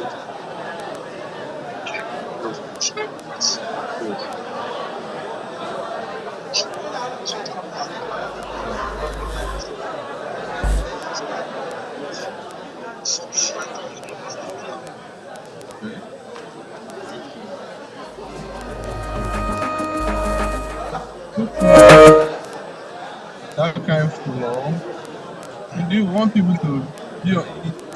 Later, you might need to come and do this thing. It's okay, just to don't spend money today.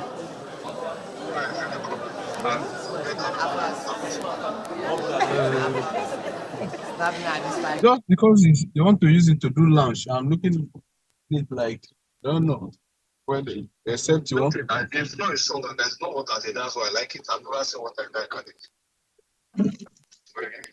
Cultural troop are ready. Thank you.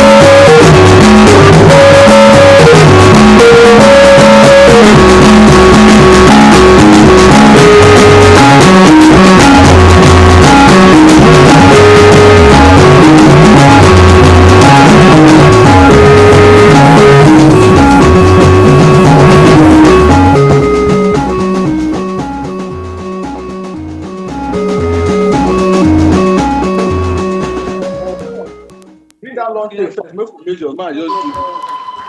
Yes. Are you ready for you? Thank you. Please a round of applause for them. It's not easy. That is how they can farm yam very well. You see the position of the dance. So the hips will be, very nice, and you have good yams. Please a round of applause for the Gbagi Cultural Troupe. All our civil engineering students from NICE, wherever you are, please stand up, make some noise. Let's know that you are here. NICE students, civil engineering, make some noise. Ajabo children, they don't used to make noise. Are they here? But I can't hear your noise. Make noise from upstairs. Thank you for your nice noise. So they are our students and the future belongs to them. You are welcome. Ladies and gentlemen, can we please have the stage ready and set for the panel discussion, which will start immediately, and it will be for 30 minutes.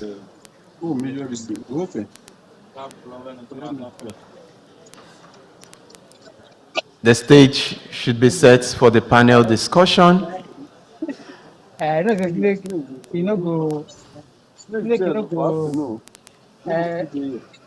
there. Where's on the day? Okay, just a minute, I'll join you. Police band, give us the background music. Follow here. Follow here. Carry the pass for. Good end.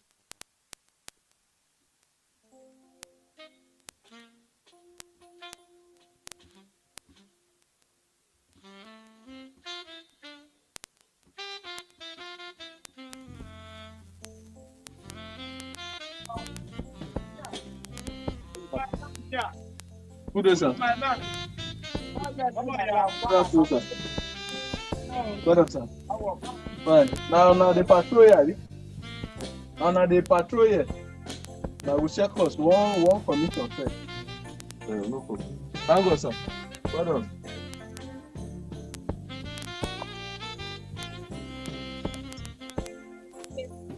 They don't hold me today, though.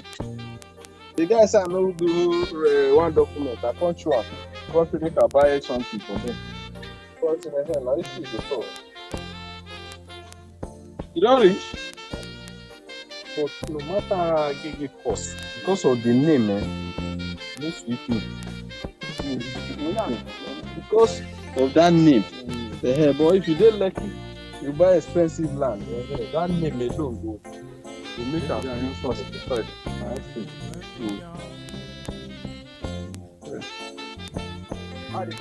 Yeah, they come.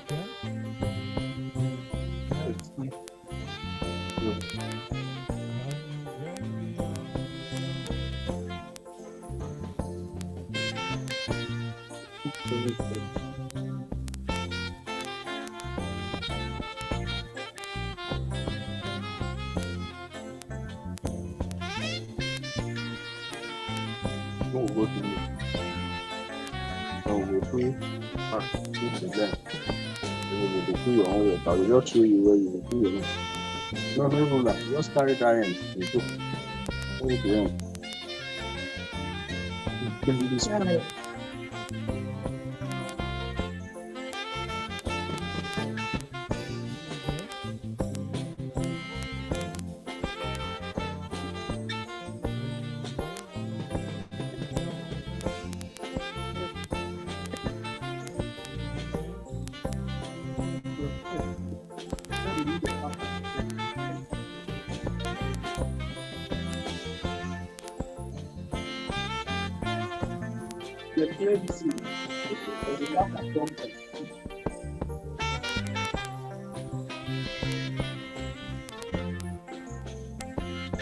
This guy has been disturbing my life since morning. I don't like this kind of thing. The best person for me for the fire. You just come out and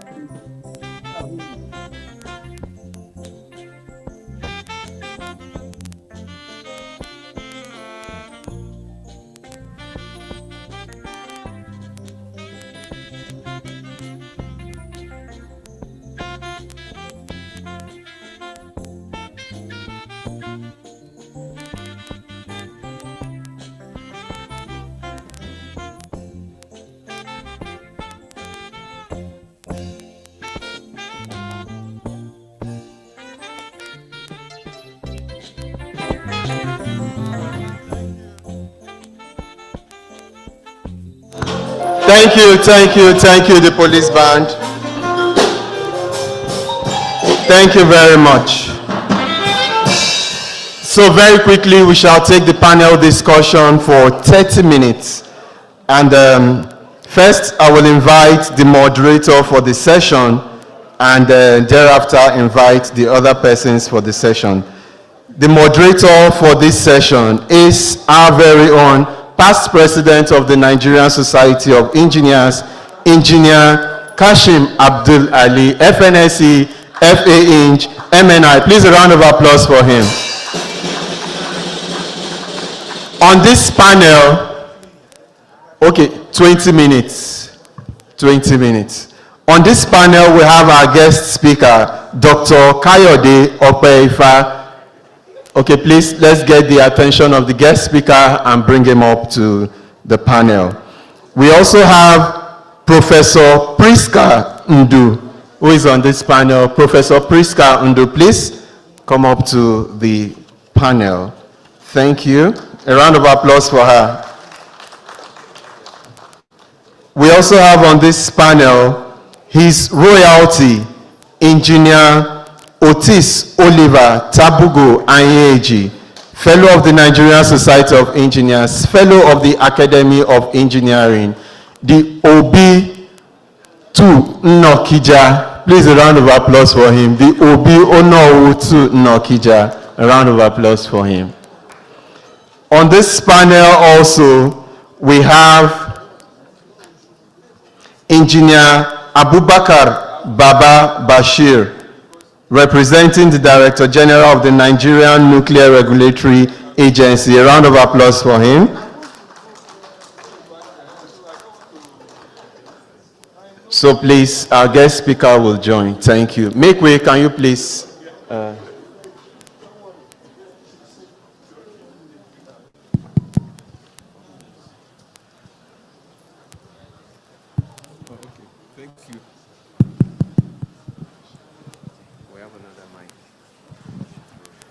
All right, let's get it going. I think we don't have so much time. Apart from the 20 minutes we have, so much has been spent for this activity so far. But the beautiful thing is that whatever time spent in honor of Senator Kila is what they want, because he has sacrificed so much for the society and for even the community. How many of you know how old this man is now? Because we are just going over it as if it's ordinary.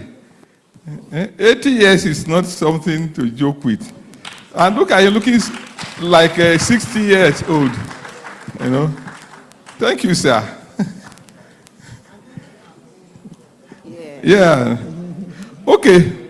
So the theme is already well known: infrastructure development as the bedrock for growth in trade, economy, and investment. Truth is, the keynote speaker and the guest speaker have addressed these things very succinctly. So what we need to do now, going forward, is to try to break them down a bit. Not too many words, try to break them down. There's a point that Dr. Opeifa made.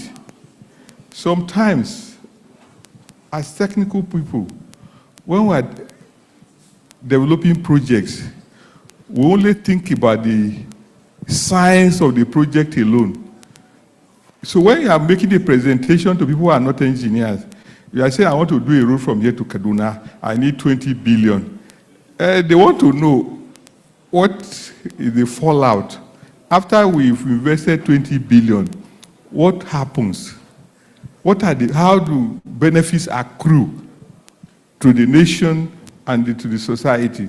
We always leave that out in our processing. So I want to start with that. And I'm going to put this on past President Otis Anyeji, because he has been involved in several economic projects. He had the benefit of being in Ajaokuta. He was in NIPP and so many other ones. So in planning some of those projects, did you have this in mind? If you didn't have them in mind, what are the impacts, positive or negative, on the projects, especially at Jakarta? Why is it not completed? And NIPP also, the success story also is not excellent. So could this be responsible for why those projects are at the stages they are? We'll take it from there. Engineer, please. Unfortunately, you have only 2 minutes. Thank you, Galadima. That's the equivalent of ladening somebody with salt to carry to another village and then making rain to follow him. I hope the salt will be delivered. Anyway, thank you, Galadima, past President Ali, and thanks to our guest speaker and the keynote speaker for the excellent presentations. I think that the issue raised by past President Ali has to do or touch the heart of the problems developmental programs and projects have in Nigeria. He was talking about funding, about how we'll help to talk to economic planners to release enough money for the programs they have to do. If you take the rail projects, first of all, these projects got a push when President Buhari visited China and came back with some understanding around a $20 billion program for mostly rail and then some other transportation projects. The society at that time petitioned the government that rail, for example, 60% of the cost of rail project will be the rail itself. And you have a facility in Nigeria here, at Jakarta, the median section structural part, that you need to just extend by 2 bays. Instead of rolling the structural parts, it will roll rail. And so 60% of that 20 billion would have been done here. And we even volunteered at that time to say, let the Chinese come and make that investment here, but produce this rail here, not only for the 20 billion project, but for other projects that the rail corporation will have to do all around Nigeria. But the president directed 5 ministers to meet with the Nigerian Society of Engineers on that, if you remember. The Minister of Industries, the Minister of Transport, the Minister of Works, and 2 other ministers. None of them agreed to meet with us. They kept giving us appointments to come to have a meeting. Eventually, the Minister of Industries met with us and asked for how Nigerians were going to participate in this.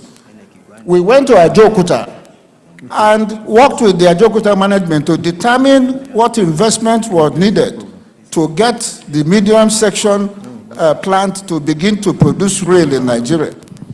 That was submitted to government, and after going forward and backward, they came back to say that the government had taken a decision not to operate Ajokuta piecemeal, that they want to wait until everything is finished before running it. Meanwhile, more than 13 factories had been completed since the 1980s. They were just locked up. The only thing that has not been completed in Ajokuta are the blast furnace and the steel making plant. The blast furnace was not completed, not because they couldn't finish it, but there were sensitive instrumentation that you cannot go to install until you are ready to go on campaign. And campaign for a blast furnace is 10 years. You go on for 10 years before you put it off again. And the government, seeing that they are not up to it, that they won't muster the materials and all the things you need to run this plant for 10 years, the contractors couldn't go to install those things. That is the 2.5% that is not completed there. So the important thing we need to take away from this development of infrastructure is that the inputs you need for infrastructure have to first of all be manufactured. And you need in-country manufacturing for your infrastructural development to be sustainable, whether it is power or the transportation or water or anything. You need to make pumps here, you need to make compressors here, you need to make pipes here, you need to make turbines here. And these are some of the things that we try to do from the Nigerian Society of Engineers, but which the government has not bought. I'll tell you the basic principle of the industrial economy of some of these plants. The quantity of rail that you consume in a year for the kind of development projects you do, if it is 100,000 tons, the money you pay to import that will build a factory that will manufacture 100,000 tons, and it will do that for 30 years. And every year you are importing. Every year the amount you spend is enough to build a factory that will make that quantity. So these are the things that, Mr. President, I think, and the chairman of NICE, we need to take this really very seriously and push. I know that when you have good proposals, governments listen, but you have to keep persisting. And that's the only way that the country is going to get out of it, because infrastructure development should also come with industrialization. Thank you very much. The country has to industrialize to sustain the infrastructure development. Thank you. Thank you very much. All right, I'll come to the only lady on this. The lady is highly diversified, is an entrepreneur, and I know she's listening carefully to the presentations of both Dr. Dakuku Peter Side and Dr. Kayode Okpeva. There's this missing link in project conceptualization, development, and even maintenance and everything, to the point that we don't get the benefit of public support in investment in infrastructure, because even the public is not sure of what they will gain from such infrastructure, be it rail, road, or anything at all. Do you agree with that? Whether you agree or not, what is your reaction? Thank you, Mr. Moderator. I want to first start by saying that even in marketing, there are two strategies to marketing. You have the push approach, and then you have the pull approach. The push approach is where you design a product and you just push it on the masses. The pull approach is where you engage them and you find out what they actually need, and then you give them what they need. And I am yet to see a society where you will give them what they need and they will not be happy with it. Where we keep pushing things on people, where we keep forcing things down people's throats, not determining what the society actually needs, but what we feel that we can sell to them because of either self-interest. You go to China today and then you see something that you think is interesting enough to come and sell to Nigerians. Nigeria has become the system of dumping ground for policies. And that's why we have so much policy mismatch across various sectors. There's no coordination. You see government agencies working as islands, as silos. We don't complement each other. So how can you work as a system and function effectively where you do not complement? Resources are scarce, so you must optimize them at every point in time. When you are given certain resources to use for a project, and you don't optimize them, what you do is that you expend those resources and there will be nothing to show for it. And that is Nigeria's problem. You look at how much we have expended in the last 2 decades and you're asking yourself, our predecessors did not spend this much, and yet we can see the likes of the Third Mainland Bridge. We can see the likes of the National Stadium. We can see huge investments in infrastructure, and yet they did not spend this much. So where are we getting it wrong? Is it that these monies are ending up in people's pockets, or we are expending them on paper? So we need to build systems where we can self-correct. There must be structures in place to ensure that investments in infrastructures are maintained. It must be intentional. So it's not enough to sit down and, in forums like this, and we have the professionals here telling us these are the things that you should be. In the building plan, from the building plan, the project for maintenance of that infrastructure must be signed off. In developed countries, you see that irrespective of what party you're coming from, investment in growth is never altered because it's a shared vision. There's a roadmap that everybody follows. So we can differ in ideas, we can differ in ideology, we can differ in, it doesn't matter whether it's a Republican government in America today, it doesn't matter if it's a Democratic government in America today. The chart for the growth plan continues and is consistent. So we must get to that stage in Nigeria where we don't just draw up plans because a certain person comes in. What happened to Vision 2020? What happened to SDG goals? What happened to all the plans, the many plans, your beautiful policies on paper? They look beautiful. But what is happening to them? Today, the crisis in the Middle East has provided an opportunity for Nigeria to grow our reserves. What are we going to do with those funds? Do we have plans to actually account for how we apply those funds? And like the keynote speaker said, infrastructure is not a thought. It is the backbone of every growing economy. And if you treat it as an afterthought, I look at our budget every year and I wonder, I said, how do we expect to grow when 85% of our budget is focused on recurrent expenditure? How? It is not rocket science. If you do not invest in what will grow you as a nation, then it doesn't matter how much expenditure, we'll continue to live as a hand-to-mouth economy. But when we realize that as a business, you sow a seed to be able to yield fruit, then we'll expend our resources in key drivers of economy, in trade, in infrastructure. We'll take advantage of the benefits of technology today. We'll take advantage of the benefits of our large, youthful economy.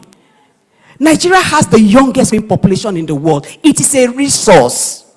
How do we use it? Create innovation hubs where these young people can be allowed to express themselves without restrictions. Thank you very much. Thank you, sir. Thank you very much. In the presentation of the guest speaker,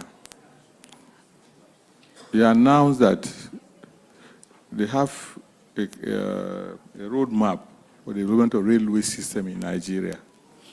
And ultimately, they are looking at using electric train in a short while from now. You know, the power sector is at the stage it is. It can hardly support local industries, let alone a secure system that should be almost perfect in operation. But we know that nuclear energy is one of the cheapest forms of energy. But people have made it look like it's a dangerous form of energy that should not be assessed. Engineer Abubakar Baba Bashir, as a nuclear energy practitioner, how do you think the roadmap of the Nigeria Railway Corporation can be sustained with power sourced from the nuclear energy sector of our economy? Thank you very much. Thank you, Our Lady. Women are well represented here. I would like to congratulate distinguished Senator and Engineer Kila for this, for his achievement and for this program. You are an epitome of accomplishment. You've attained everything. So I congratulate you and your family. I also congratulate the chairman of the NSC and all the distinguished guests here. My name is Abubakar, like he said. I'm from the Nigerian Nuclear Regulatory Authority, and I convey compliments of our Director General, Dr. Idris, who is unavoidably absent. The issue of nuclear, everybody in the world now knows that the most contemporary issue in the world is nuclear energy. Why? It is because of the history of nuclear. If you can remember, in 1945, an atomic bomb was deployed in Japan, on Hiroshima, Nagasaki. And a lot of people died, the destruction was unprecedented. So nuclear is a dual edge. It can be used peacefully, and it can also be used negatively. The peaceful applications cut across all sectors of our national economy. For example, in Nigeria, we use nuclear in oil and gas, from exploration, transportation, refining, and whatever. We use it in construction. That is road construction, to determine the thickness of the roads. That is using the nuclear gates. Sorry, the mic is not. Then we also use it in agriculture to improve yields, to prevent pests, and so on and so forth. We use it in transportation. We use it in security. If you go to the airport or hotels, before you enter, they scan you. All these are nuclear applications. At the airport, they also, or seaport, they use them for inspections, like all these custom inspection. In the past, they use physical means, but now they are using nuclear technique to scan containers. They also use it for research and development. In Zaria, we have a nuclear research reactor that is used for research. For example, you can use it to bring agricultural revolution by determining this quality of soil, which minerals, elements are in our soil, so that you will know which type of, for example, fertilizer you use during farming. You use it in health for therapeutic and diagnostic. You diagnose, for example, diseases like cancer, and you also use nuclear energy to treat. You also use it for many applications. Water resources. For example, in this lower Usama dam, you have to check the reservoir using nuclear technique to check the quantity and quality of the reservoir. If there is water, is it enough? Is it worth it to invest such amount of money to bring that out? So the applications are many. There are many. But because of the history, people are too scared. So the highest benefit of nuclear energy is power. All the developed countries in the world are using nuclear energy. France is using like 80% of its energy from nuclear. And they are selling to Belarus, to Italy, and different countries. In America, about 20% or so. China is building, India, everybody is building nuclear power plants. Egypt is building. Dubai has built. South Africa has nuclear power plants. So there are two countries today in the world. Those that want development, go to nuclear. Those that don't want development, don't go to nuclear. However, because of the security dimension, since you can use it for weaponization, the international community has been so worried after what happened in Hiroshima and Nagasaki. So countries, the nuclear power countries, the ones that have nuclear weapons, countries like France, UK, China, India, Pakistan, all of them, they don't want anybody to acquire it. Because they fear that if we will allow all countries to have, there will be Armageddon. There will be nuclear Armageddon, because not all countries are responsible. So that is why a lot of a lot of political problems all over the world about nuclear. For you to develop nuclear energy, there are 19 infrastructure elements that you need to satisfy. You have to develop capacity for nuclear safety. You have to develop funding mechanism. Is it going to be private or public? You need stakeholders involvement. You have to engage all stakeholders. You need nuclear security to ensure that it will not be diverted for weaponization. You also need a grid. How can you connect the energy after generating it with your own grid system? You also need environmental protection framework. There are many. Thank you. So that is why nuclear is very, very critical to solving our nuclear energy, to solving our electricity problems. It is an option to increase our energy mix. So I think it's an option that the government should look at. Already the government is interested, but there is need for more political will, because the benefits of nuclear energy outweigh the challenges. So it can be used to power the railway system. Sorry. Thank you very much. Thank you very much. Yeah. So, Dr. Kweva, in the course of implementing your roadmap, there's a willing participant in the Nuclear Energy Regulatory Authority as a source of power. And I think there will be need for them to do more work to make the document on this available to you, so that when you are defending your position, you can also offer it as a source, because the challenge you get first is that how can you do electric train in Nigeria when we don't even have electricity in our homes? So that could be a source. Now, luckily, you are in your presentation, you succinctly explain the significance of mobility system in our life, in the development of the economy and everything. In fact, the Chinese often say that if you build road, you become rich. But when you build railway system, you become wealthy. So that is how important railway system, because, and you say something significantly also in your presentation, there's no way that railway system is public sector driven. The most successful, at a point, some years back, the most successful railway system in the world was in Hong Kong. And do you know why it was successful? All the corridors, all the land within the corridor was yielded to the railway authority. All the malls, most of the malls you have in Hong Kong belong to the railway authority. So they get the money from the malls, and they also have estates to create ridership. Use that to fund the operation, and they were able to break even.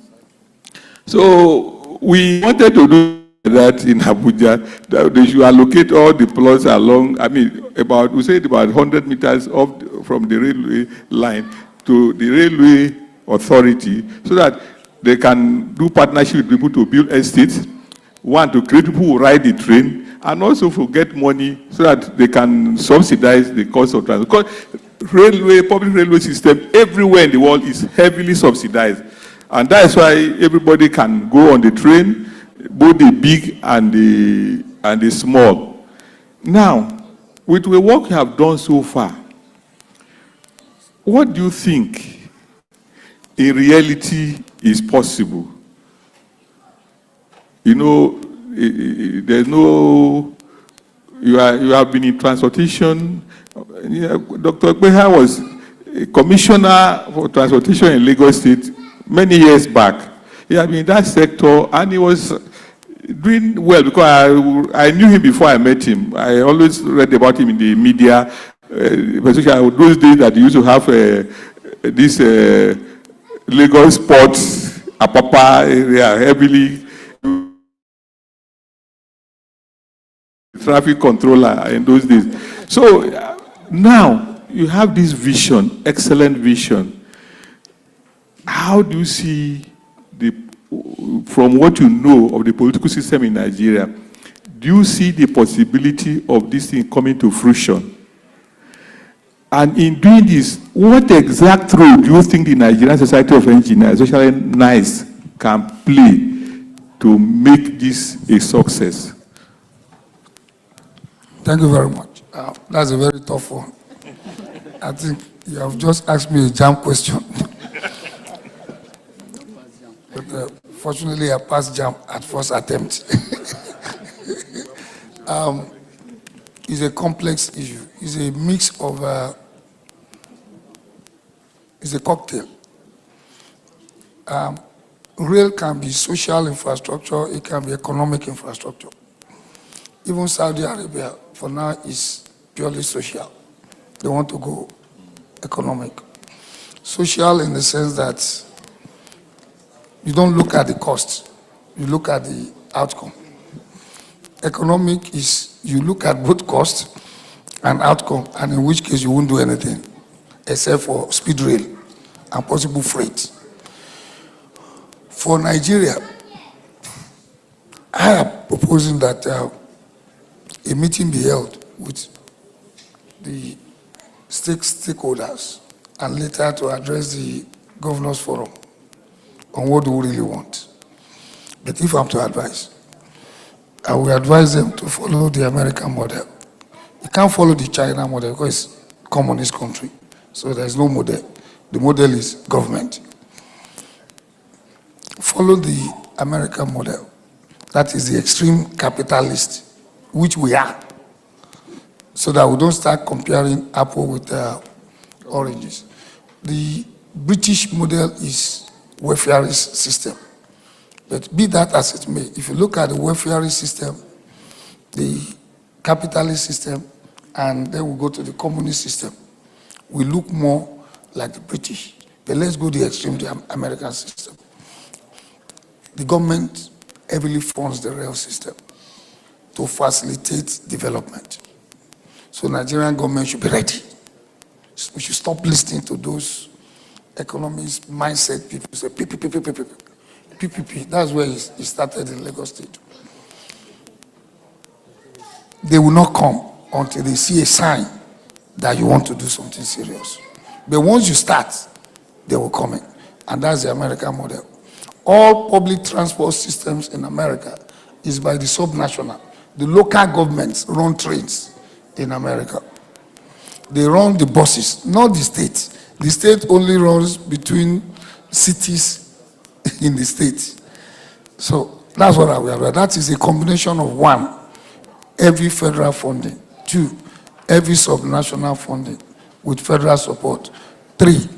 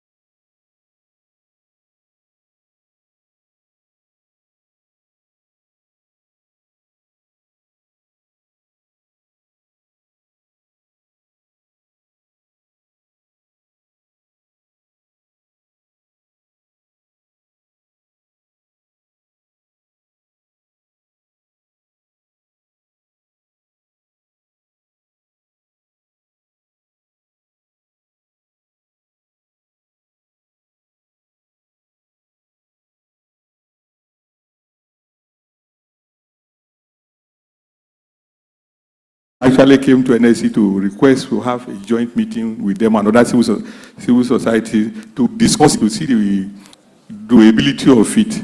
So it means NSC's voice is strong at this point. My suggestion is that, one, tell all your engineers, wherever they are, that it is mandatory that they must associate the NSC branches in their areas. And in such, when they come to such meetings, let them explain the challenges of NRC so that such challenges can be compiled and the president can, from time to time, issue statements and to talk to both the economic planners and even the president of Nigeria on this so that people have their minds prepared. That is not like that you don't have enough revenue, it's not because you are not working hard. But that is the model. Railway system is an equalizer because it's in a railway system that a prime minister of Britain will enter the train and nobody will get up for him. He will stand up like the poorest person on the train. So that's how it was designed to be. So it's therefore something that the public must fund. Because the only person that creates an equalizer is the public sector that can create equalizer. Public sector does not create equalizer because they are looking for money. If you give the private sector to run, they will create, in fact, the structure is such that the poor man will not get on board. So it's never. So that is the model. That's how it is. But they don't know because most of them are coming from villages.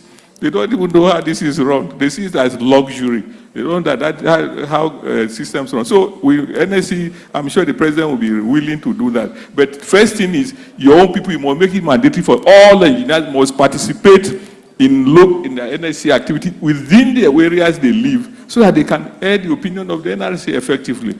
That is what. Now, I have overshot my time. I wanted to have a second round. Second round food. But you see, what I will do, I will just ask. I'll ask the only lady here if she has something she wants to say in 1 minute. If she doesn't have, then we'll close this session. Okay. All right. Say something. Only you. Okay. It's just a closing remark to again honor to appreciate the honoree, Senator Adefemi Kila, for the exemplary leadership that you have shown over the decades. When we have leaders like you, we won't be facing the challenge we're facing today. Because the greatest problem in Nigeria today is a dearth of, not just leadership, it's a dearth of, I'm looking for the right word, leadership with integrity. Exemplary, selfless leadership, ethical leadership. Yes. And that is what I want to encourage our young ones to emulate. If there's anything you take away from here today, look at the example he has set and strive to leave that kind of legacy behind. Thank you again, sir. Thank you very much. Okay, so on the final note, we'd like to congratulate you, Engineer Femi Kila. You have been an example. You are an NSC man through and through. I was sharing with Valerie, my DP, that when he was in the Senate, I was still a director in the public service. So anytime we come to their committee, a committee on FCT, and he wants to talk, you say, my president, you will recognize me first before the minister. So the minister have to accept that I had an edge over him. So that is the kind of person he is, and he is a mentor to so many people. Sir, I want to just turn around and see. Of the people that are here, some came from Lagos. It's not all of them that are from Abuja. Many came from Lagos, and these people came. Yes. It's not because they have so much money to buy tickets, but they save to buy ticket and attend this function. It shows the kind of person he is. And we pray that God Almighty will continue to bless you and give you longer years so that we can also benefit. Thank you very much. My panelists, you have done very well. I'd like to thank you very much. I think we can have a picture with you.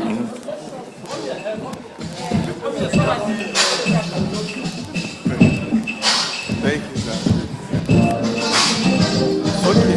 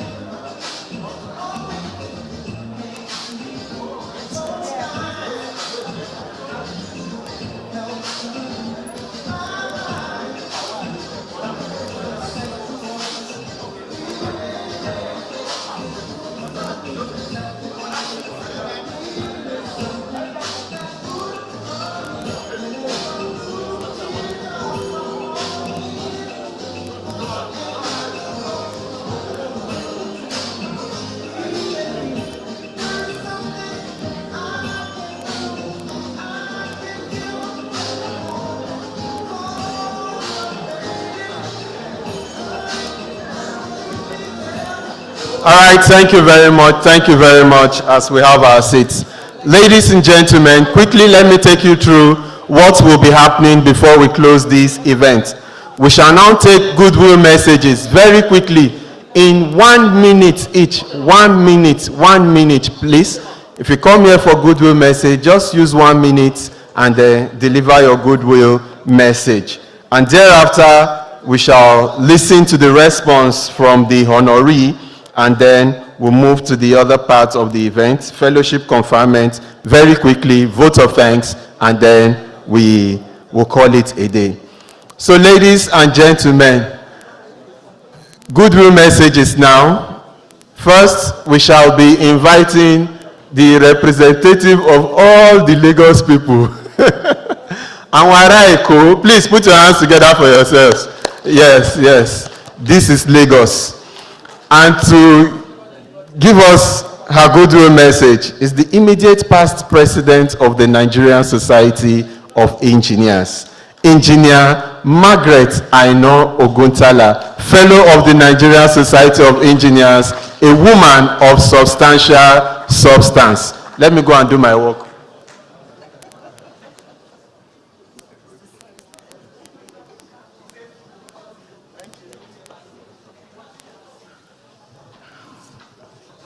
The chairman of the occasion, the president of the Nigerian Society of Engineers, Engineer Ali Masuya Rabiu, FNSC, FAEng, MFR, my very distinguished predecessors who are here, past presidents of the NSC, the president of Koren, the honoree and Yaoge of F1 distinguished guests, ladies and gentlemen, I have just 1 minute, so you will pardon me if I do not recognize you.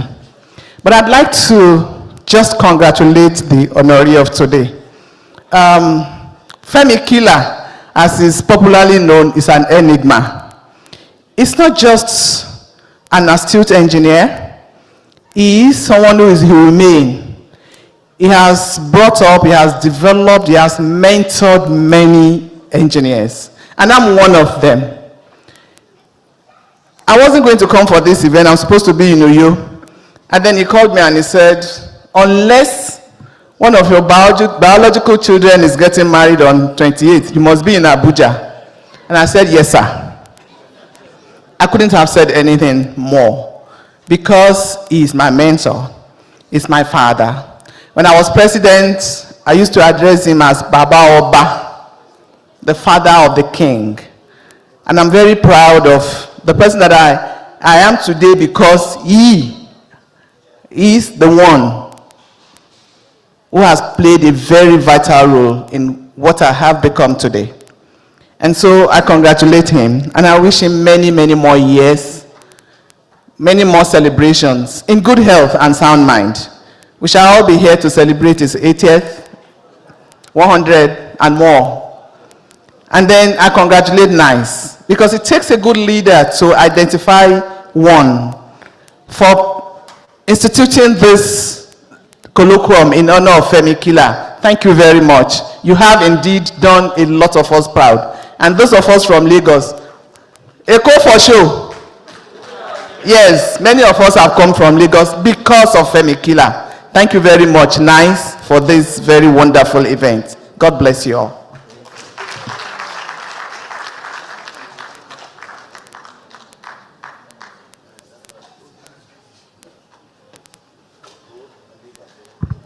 Eko for sure. Eko ni baje. All right, ladies and gentlemen, to address us once again is a past president of the Nigerian Society of Engineers. I'm very sure he will just come and say thank you and go back. Engineer Kashim Abdul Ali, FNSC, FAEng, MNI. Please a round of applause for him as he comes forward.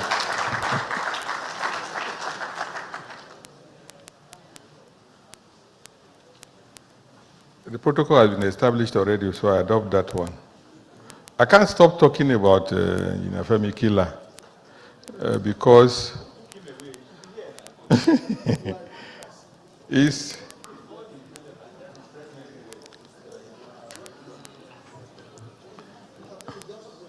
oh, I should wait more. Okay, wait, let me go.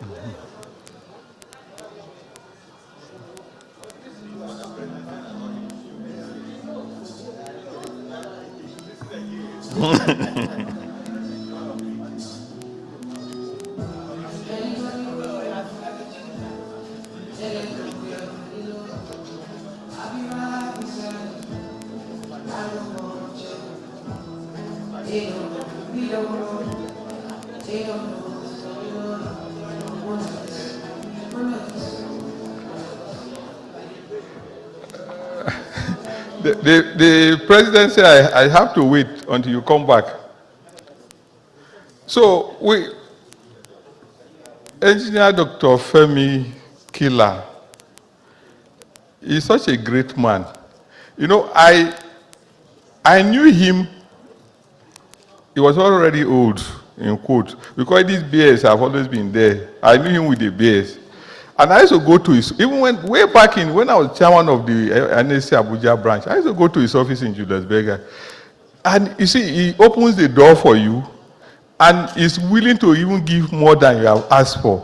Like, for instance, we want support, and he's ready to give you both the support and give you money. That's the kind of generous human being he is. And one good quality he has also, he has the capacity to accept no from anybody. He wants to do something. If you are not convinced you to do that thing, you know, other people will pressure you or bear grudges against you for not doing. He will not do that. Instead, he will even sometimes tell them, oh, you took a right decision. Because later on, I checked again and found that even what I said was not exactly what I would have done if I was in that same situation. It takes a lot of courage and a person with good character to do that. That's why you see him. I don't know of Adefemi Kila having anybody who is opposed to him or who is not on talking terms or anything with him. Whether you are a leader or you are just a plebeian, he treats everybody humanely. He can't be walking, you greet him, and he keeps walking and just brush you aside. No way. He will stop and greet both the old and the young. So, the lesson to learn from here is, this is somebody who is highly successful as an individual. He does not need NSC to grow anywhere. But he offered himself to serve NSC. He has never aspired to say, I want to be president of NSC, but he is ready to give you the quality advice if you are in that office. There is no president who has been in office who will say that he has not received valuable pieces of advice from Engineer Femi Kila. And that's why he has been celebrated. And that's why he will not grow. He will not go. He will do 90. The prayer of Margaret is that you will do 90, you will do 100, you will do 120. In fact, it's when we are tired, then when I say, okay, if you want to go, you can now go. But you will not go because you are such a source of joy to everybody, source of joy to people, and that is the beauty of it. The lesson here is that for those who are younger than me, there's a lesson to learn. You don't lose anything by being good. You don't lose anything by being humble. You don't lose anything by losing some debates. You must lose some argument. Don't always insist on winning the argument. That is not how life was. God created this world to be. Even the prophets of God had moments when their followers gave them advice and they took the advice. So who are you that you cannot take advice of a fellow human being? That is the lesson we have learned from here. Of all these things, and I'd like to congratulate Tokumbo Ajenaku, because this is there are lectures and there are lectures. If we upgrade the quality of our lecture, if you recognize the right people, you will see the quality of lectures will be high and attendance will also be good. Thank you very much for this opportunity to speak on Kila today. Thank you very much. Thank you very much. May I now invite for his goodwill message, representing all the past national chairmen, Engineer Robbie James O'Weavery, FNSC. Please a round of applause for him as he comes forward. Thank you.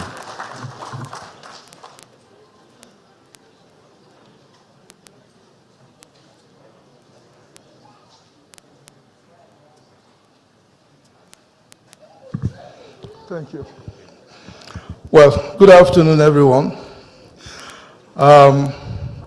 With your kind permission, I would like to stop on all the well-established protocols in this place today. When you talk of our father, the celebrant, the honoree today, virtually everything that has to be said have been put forward by all the distinguished personalities that have mounted this rostrum today to say about him. So the question is, what more can one say? He's a mentor to all of us. He's a jolly good fellow. And without any iota of doubt, he's the person that we are all looking up to. He has established a very strong foothold in this institution, and we are only trying to follow his footsteps. So there's really nothing much to be said. But if you will permit me, I just do a common song that every one of us know. I mean, just to round it up, on behalf of the past national chairman of the Nigerian Institute of Civil Engineers. And it goes like this. For he's a jolly good fellow, for he's a jolly good fellow, for he's a jolly good fellow. And so says all of us, hooray! And so say all of us, hooray! And so say all of us, for he's a jolly good fellow, for he's a jolly good fellow, for he's a jolly good fellow. And so says all of us. Thank you very much. Daddy, congratulations to you. Thank you. I didn't know that the national chairman, they have a choir. And that's the choir master. Welcome. Thank you. So ladies and gentlemen, to address us for another 1 minute, and then this is the second to the last, then we'll finish. Engineer Abiodun Ebenezer Olushola, representing the Director General, Nigerian Immigration Service. And please a round of applause for him as he comes forward. Thank you.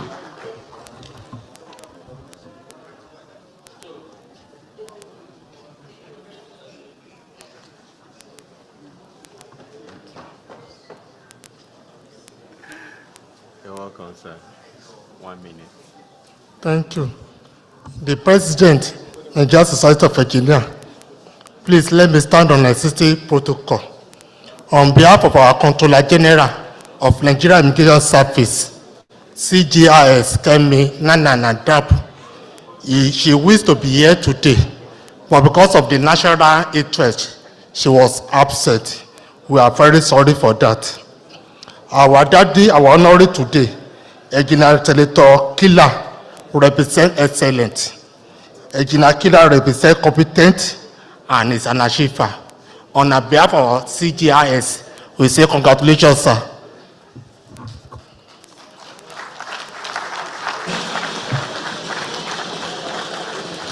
Now, you will clap for the Nigerian Immigration Service again, and I'll tell you why. Especially, they did not even do up to 1 minute. Thank you. All right, ladies and gentlemen, we'll now take the last goodwill message, and that will be from the, okay. We'll take the goodwill message from the President of the Council for the Regulation of Engineering in Nigeria, Engineer Professor Sadiq Zubair Abubakar, FNSC FA Eng, ably represented here by the Vice President of Koren, Engineer Olaolu Ogunduile, Fellow of the Nigerian Society of Engineers. Please let's put our hands together for him as he comes up.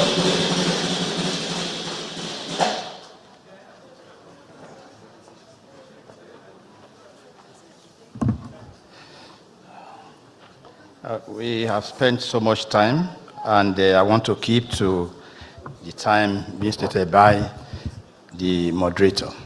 The President of Nigerian Society of Engineers, Engineer Ali Alumasi Rabiu, Double P, as I usually call him, the Deputy President of Nigerian Society of Engineers, Engineer Verari Agberagba, FNSC, our past president present here, and the immediate past president of the Nigerian Society of Engineers.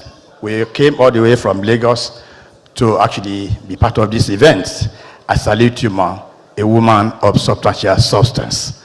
And our own royal father, I recognize you, sir.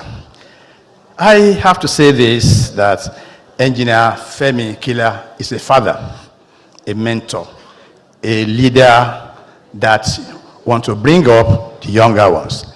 I have to say this, that it is something very important that when you are still alive, you are being honored. It's a great thing. A round of applause for nice. You know, majority of the people we do posthumous. When people have died, you are celebrating them. But they is sitting here, listening for the encomium of what people say and what they know of him. So I want to say, sir, as the IPP said, you will live 90, you live up to 120, 150, and us that we are praying will also be around to celebrate you. I congratulate you, ma'am. Sir, it is my honor on behalf of my president, the president of the Council of Regulation of Engineering in Nigeria, Professor Esed Abubakar, who is actually unavoidably absent here because of pressing issue in Kano. I have to say this so that you know that you are very important to him. It is my honor to convey the goodwill message at this Engineer Senator Adefemi Kila annual colloquium. I commend the Nigerian Institute of Civil Engineers for sustaining this valuable platform and for preserving the inspiring legacy of Engineer Senator Adefemi Kila. The theme of this year's colloquium is both timely and strategic. Infrastructure remains the backbone of economic growth, trade, and investment. It drives productivity, connects markets, reduces the cost of doing business, and improves the quality of life of our people. I really congratulate NICE on this occasion for bringing out things. This particular topic is a germane theme, that if all of us here, as we are seated here, can do something. Look, we need to do collaboration to do this. We need to work together. Government cannot do this work alone. And I can tell you, sincerely speaking, that the sky is our limit in this nation. If we all sit down, not only enjoy the lecture, ponder over the lecture, and see how you can actually bring the younger peoples on board so that there will be sustainability in this country. So to tap on what Madam Professor Undu said, we need to pull. And President Koren, thank you.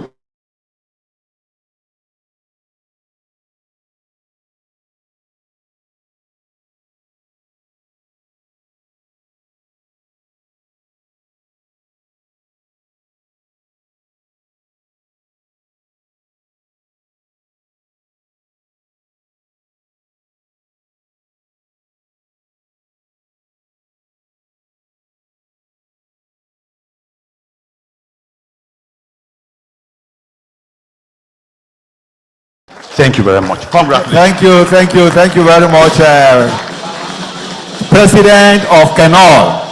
And I am a board member of Kenol. I'm a director. So thank you very much.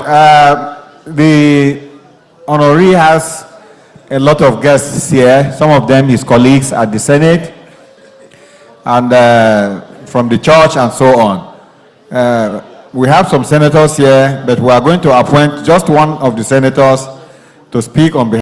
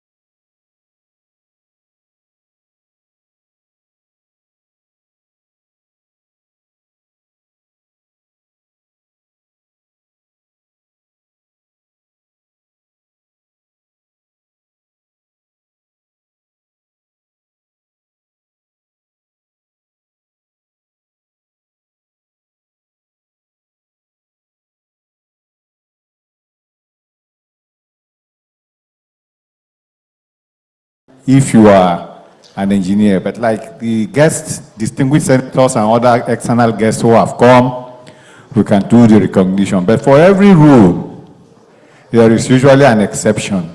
To this rule, past presidents are exempted. So I'd like to myself welcome the past president, Baba Gana Mohammed, who came about 2 hours late.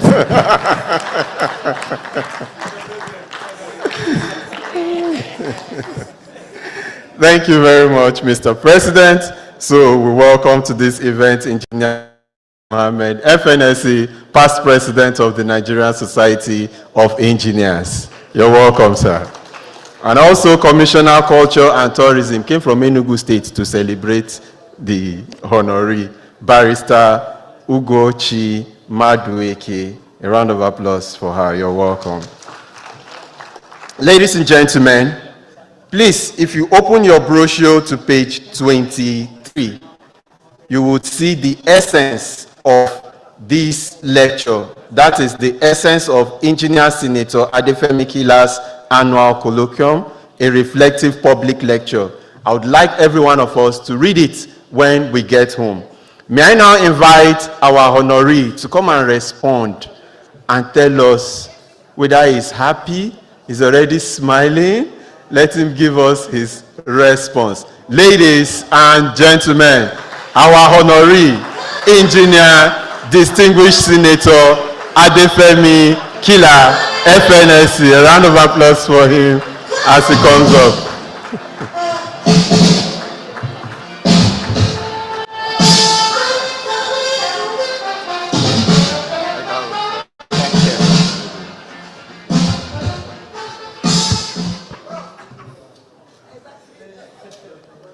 What shall I say unto the Lord? All I have to say is thank you, Lord. Thank you, Lord. Thank you, Lord. All I have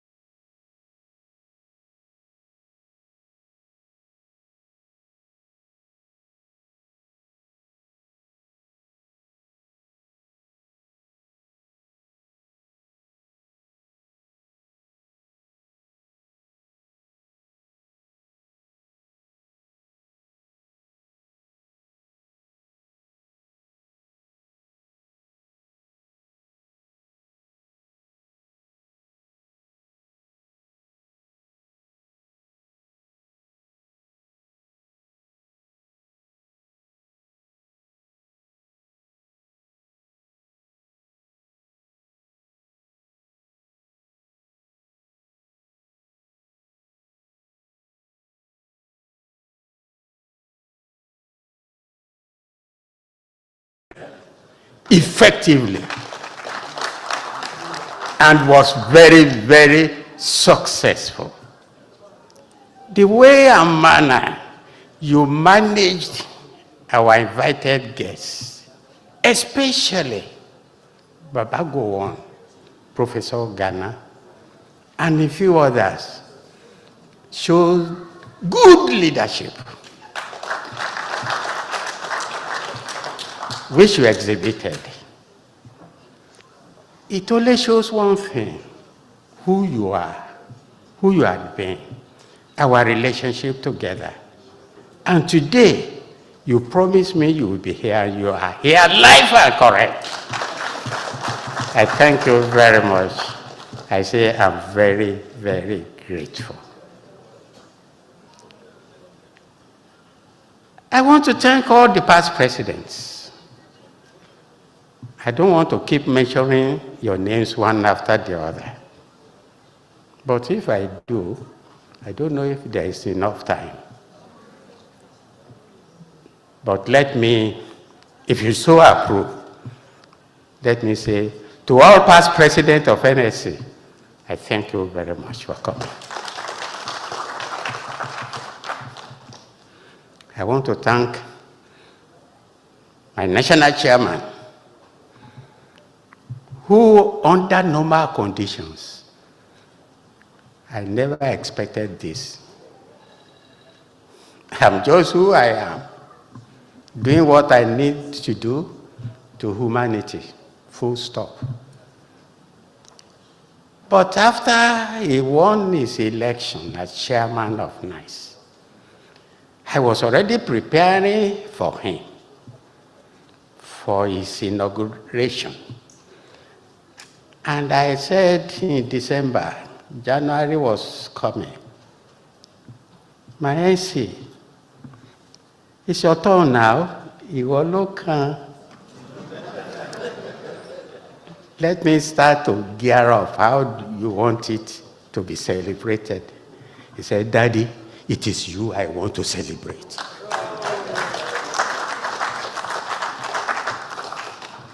I started to clear my eyes and my ears. Am I hearing what he said, or am I seeing him? And he said, it's going to be next month, in February. You know, I'm a trade unionist to the core. And we used to say one language in the trade union movement. When you want to do the unusual, we say you are a witch. I will never forget it. It's a palace we used to play and trade words with ourselves. I said, this our new chairman is a witch. I even repeated it just yesterday at the site. Engineer Janako, you are a witch. Because you have done the unbelievable, I want to thank you most sincerely. May your shadow never grow less. You will old as I am. And you will pass me. 80 will be your beginning. God will bless you. I want to seize this opportunity to tell you, ladies and gentlemen, in my early days in politics, I used to go along with late M.K. Abiola. And Abiola used to say, the bird cannot fly with just one hand. It's a pity my executives that we started this thing together, most of them are not here. Only one is here, Ahmed Mustafa. Will you stand for recognition?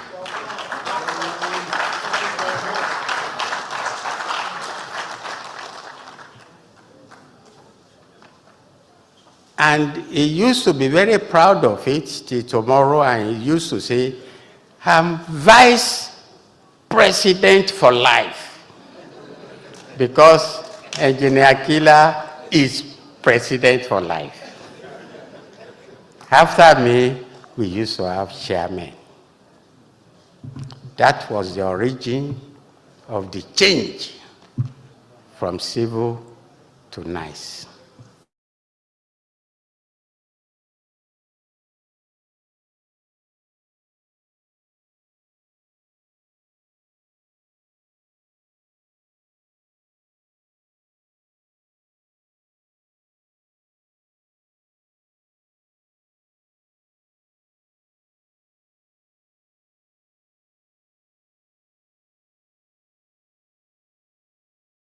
To say something,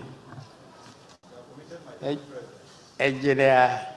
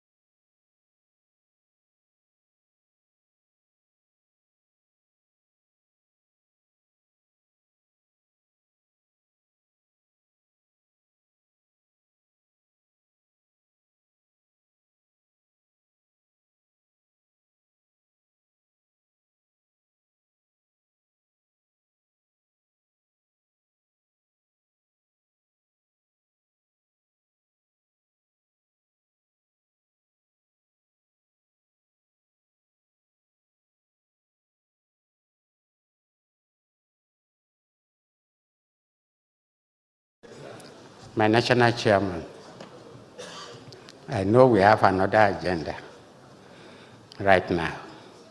It is on that note, I want to say to you students, may God continue to bless you. I'm happy you are here. It shall be well with you.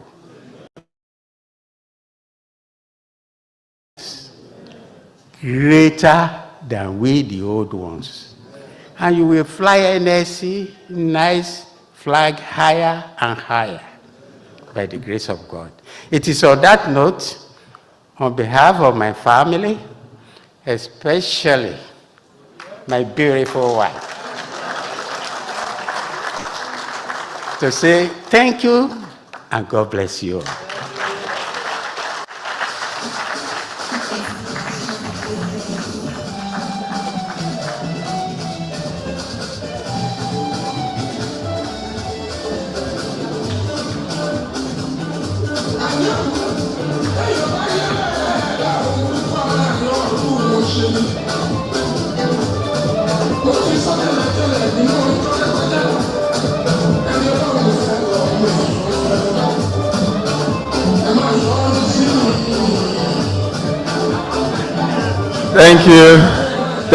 Thank you very much. Very quickly, may I now invite the National Chairman of the Nigerian Institution of Civil Engineers, Engineer Tokunbo Ajanaku, FNSE, to quickly take us through one very brief session.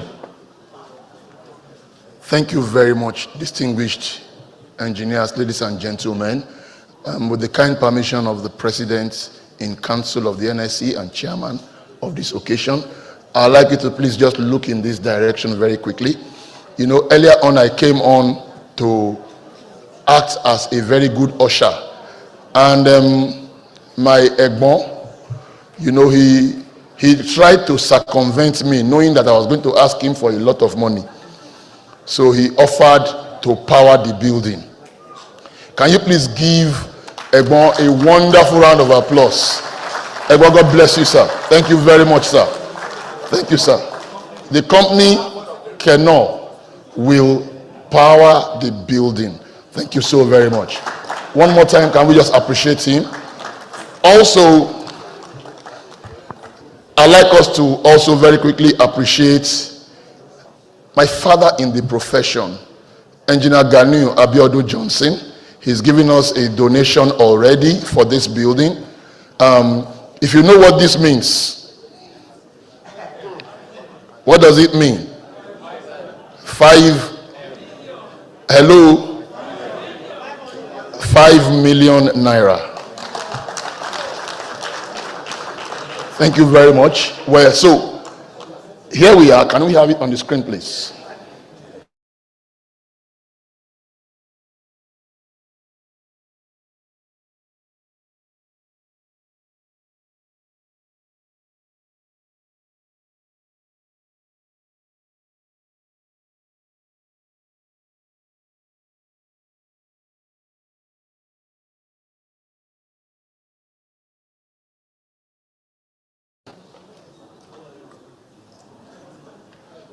You are running more than your feet. The problem we are solving. Move on. Next slide.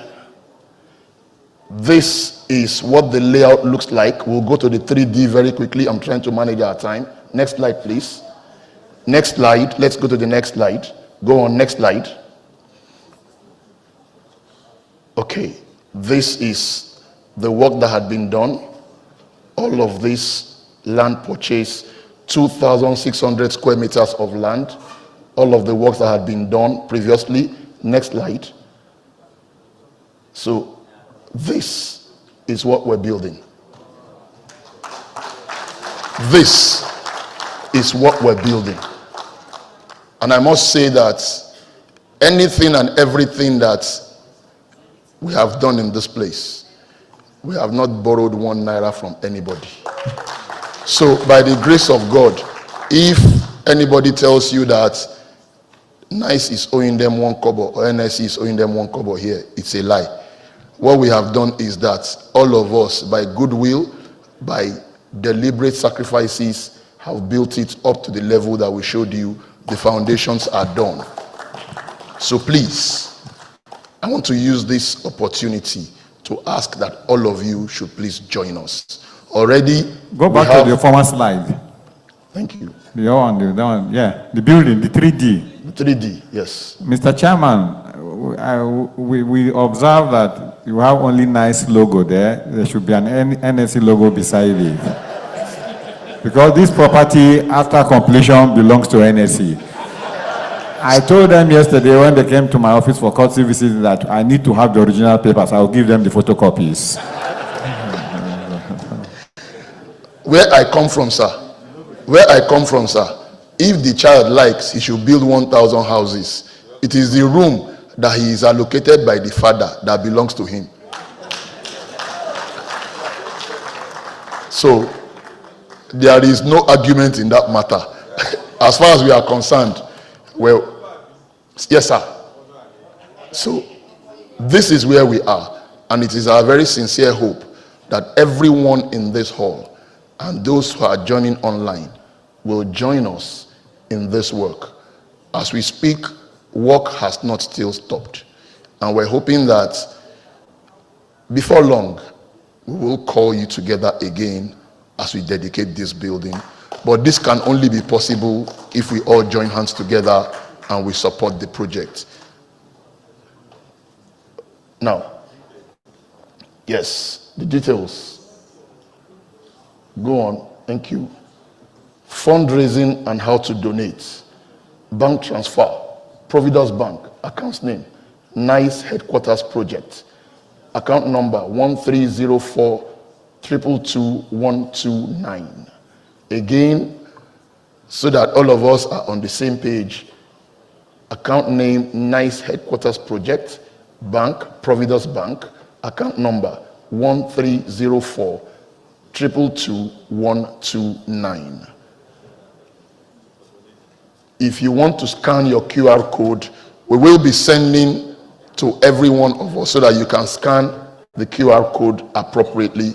And please, for any reason, for any clarification, if you want any additional information, I will be available at any point in time to provide any such information. I thank you for your time. God bless you.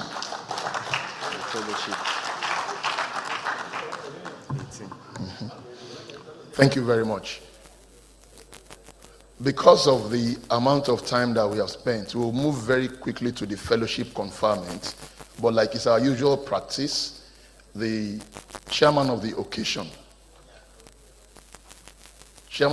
sir, with your kind permission, sir, we have come to the end of the first section.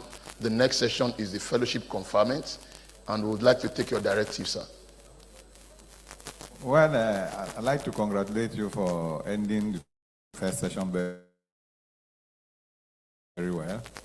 And those who wish to stay for the second session can stay, but I'd like to urge everyone to at least sit and observe the commencement of the second session before they take their leave. Thank you very much, sir. Thank you very much.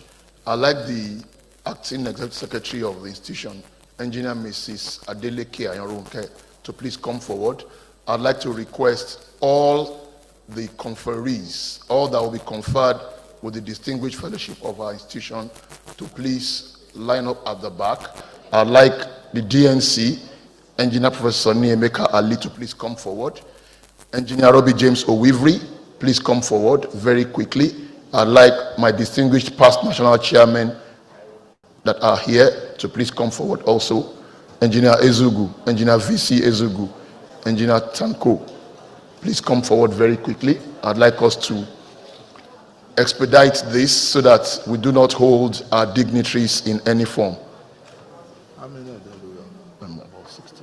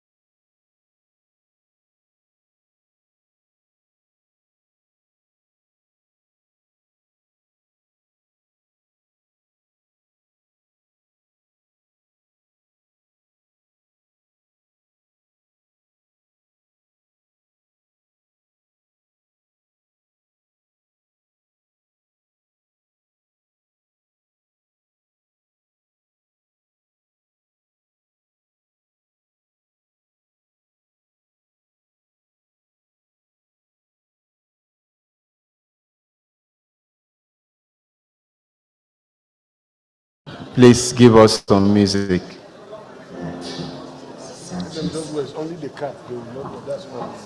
Wear your gown, but do not wear your hat.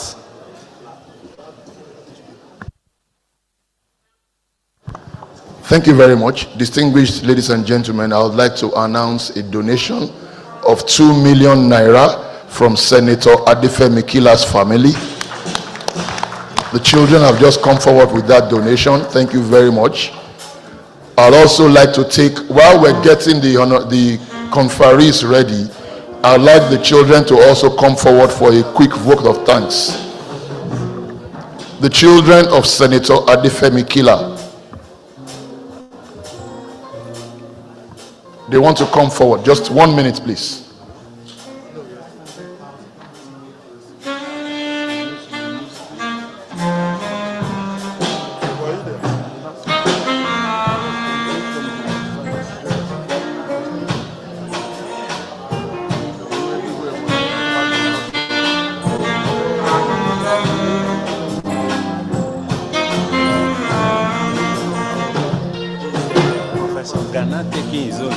No. We are going to meet. We're going to go on.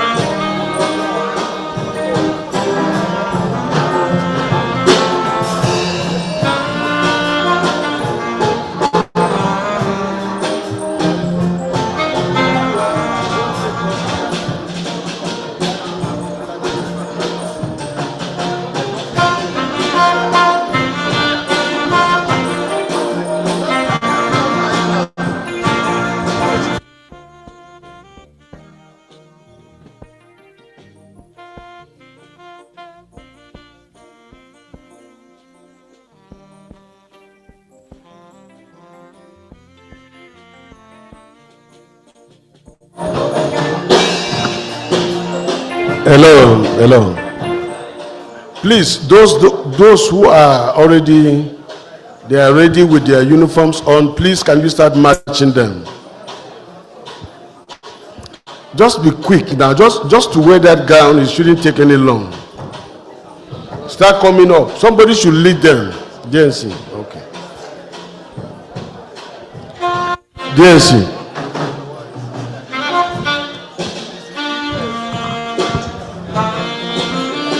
The fellows are now processing.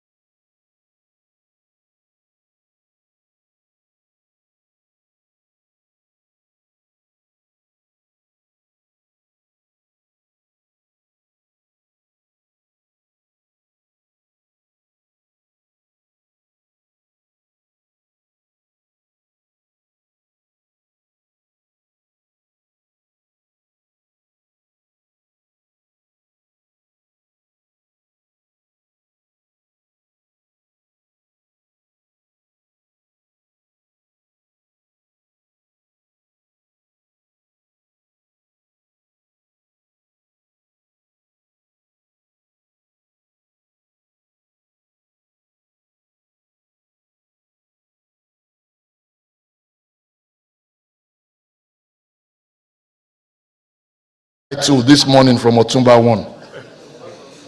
There is Emeritus PNC, there's Emeritus PES. Yes. And then the chairman, board of fellows, I mean the representative. Yes. Can you wear? Do you want any extra gown? Get down for me. Let me For me, that one document. I one. Sure, but send it for me. It's not around, but engineer. I know. Engineer Garba is okay. If you ask us to get out of this place,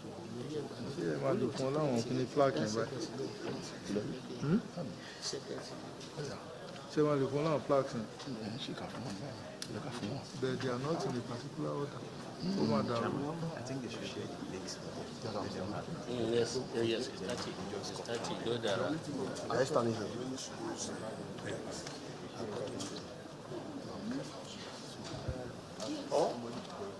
What? We may not be able to arrange it. We will just come. Just because I think we know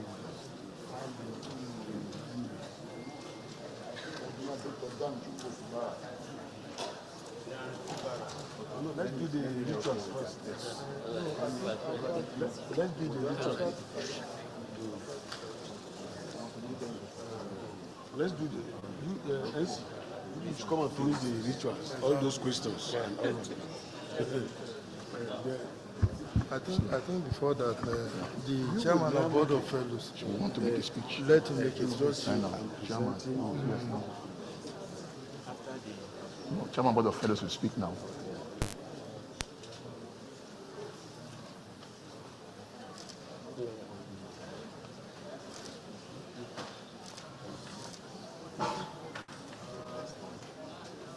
Change our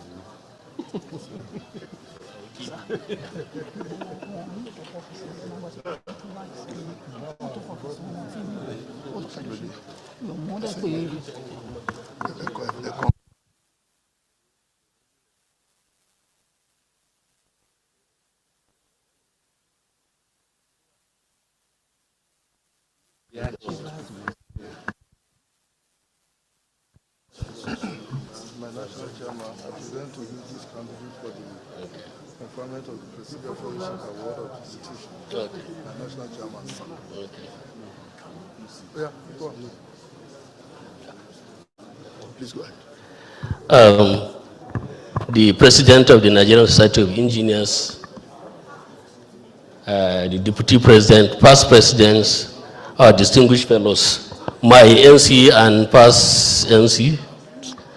I am Engineer Yakubu Ali Garba, a member of the Board of Fellows of NICE, representing the chairman of NICE. The national chairman, the engineers before you have been screened by the Board of Fellows and found worthy of the prestigious fellowship of the Nigerian Institution of Civil Engineers. During the screening, two things happened. I think we had a candidate that graduated 1980. Is he here? Somebody graduated 1980 with 46 years of experience. Is he around? Because the Board of Fellows chairman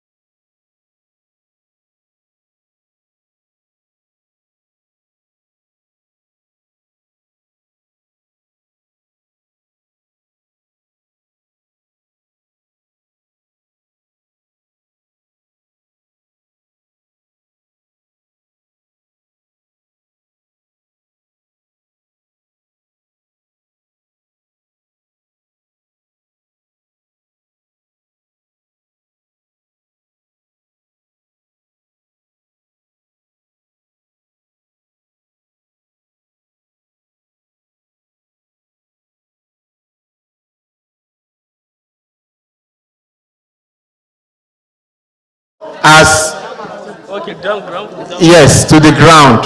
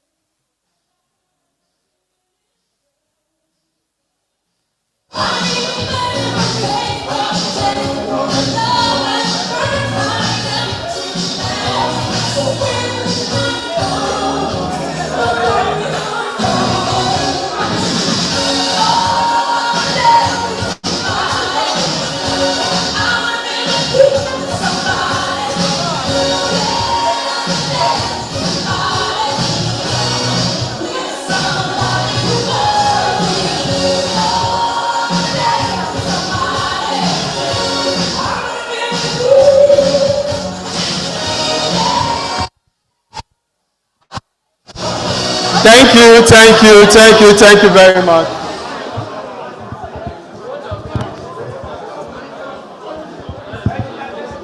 All right, thank you. Ladies and gentlemen, our time is fast spent. May I now invite for the vote of thanks the chairman of the Colloquium Planning Committee, team lead, Engineer Olumo Sharafadin, FNSC, FNICE. Let's put our hands together for him as he comes up for the goodwill vote of thanks.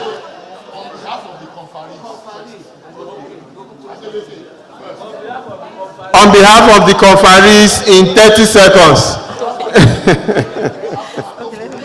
All right. Thank you, the powerful MC. Once again, my name is Engineer Mrs. Adeleke Shola Ayoronke. On behalf of the conferees, we say big thank you to NC and all the distinguished leaders. Thanks for giving us this opportunity. Thank you and bless. Thank you. Thank you very much. Now the vote of thanks. Thank you, MC. Engineer Oluma Sharafaddin is my name. On behalf of all the planning committee and the Nigerian Institution of Engineers, I want to wish each and every one of us safe journey back to our various destinations. We thank you all for your time and sacrifices. We hope and pray that we shall still gather here next time to celebrate this, our distinguished, very honorable personnel in the civil engineering profession. Thank you all and God bless. Thank you very much. Ladies and gentlemen, we appreciate you all. Our online participants, thank you. Journey mercies to your various destinations. Please let us rise. We shall take the closing prayer and then the national anthem. Together we recite the third stanza of the national anthem as our closing prayer. Together we pray. O God of all creation, grant this our one request. Help us to build a nation where no man is oppressed, and so with peace and plenty Nigeria may be blessed. Amen. The national anthem.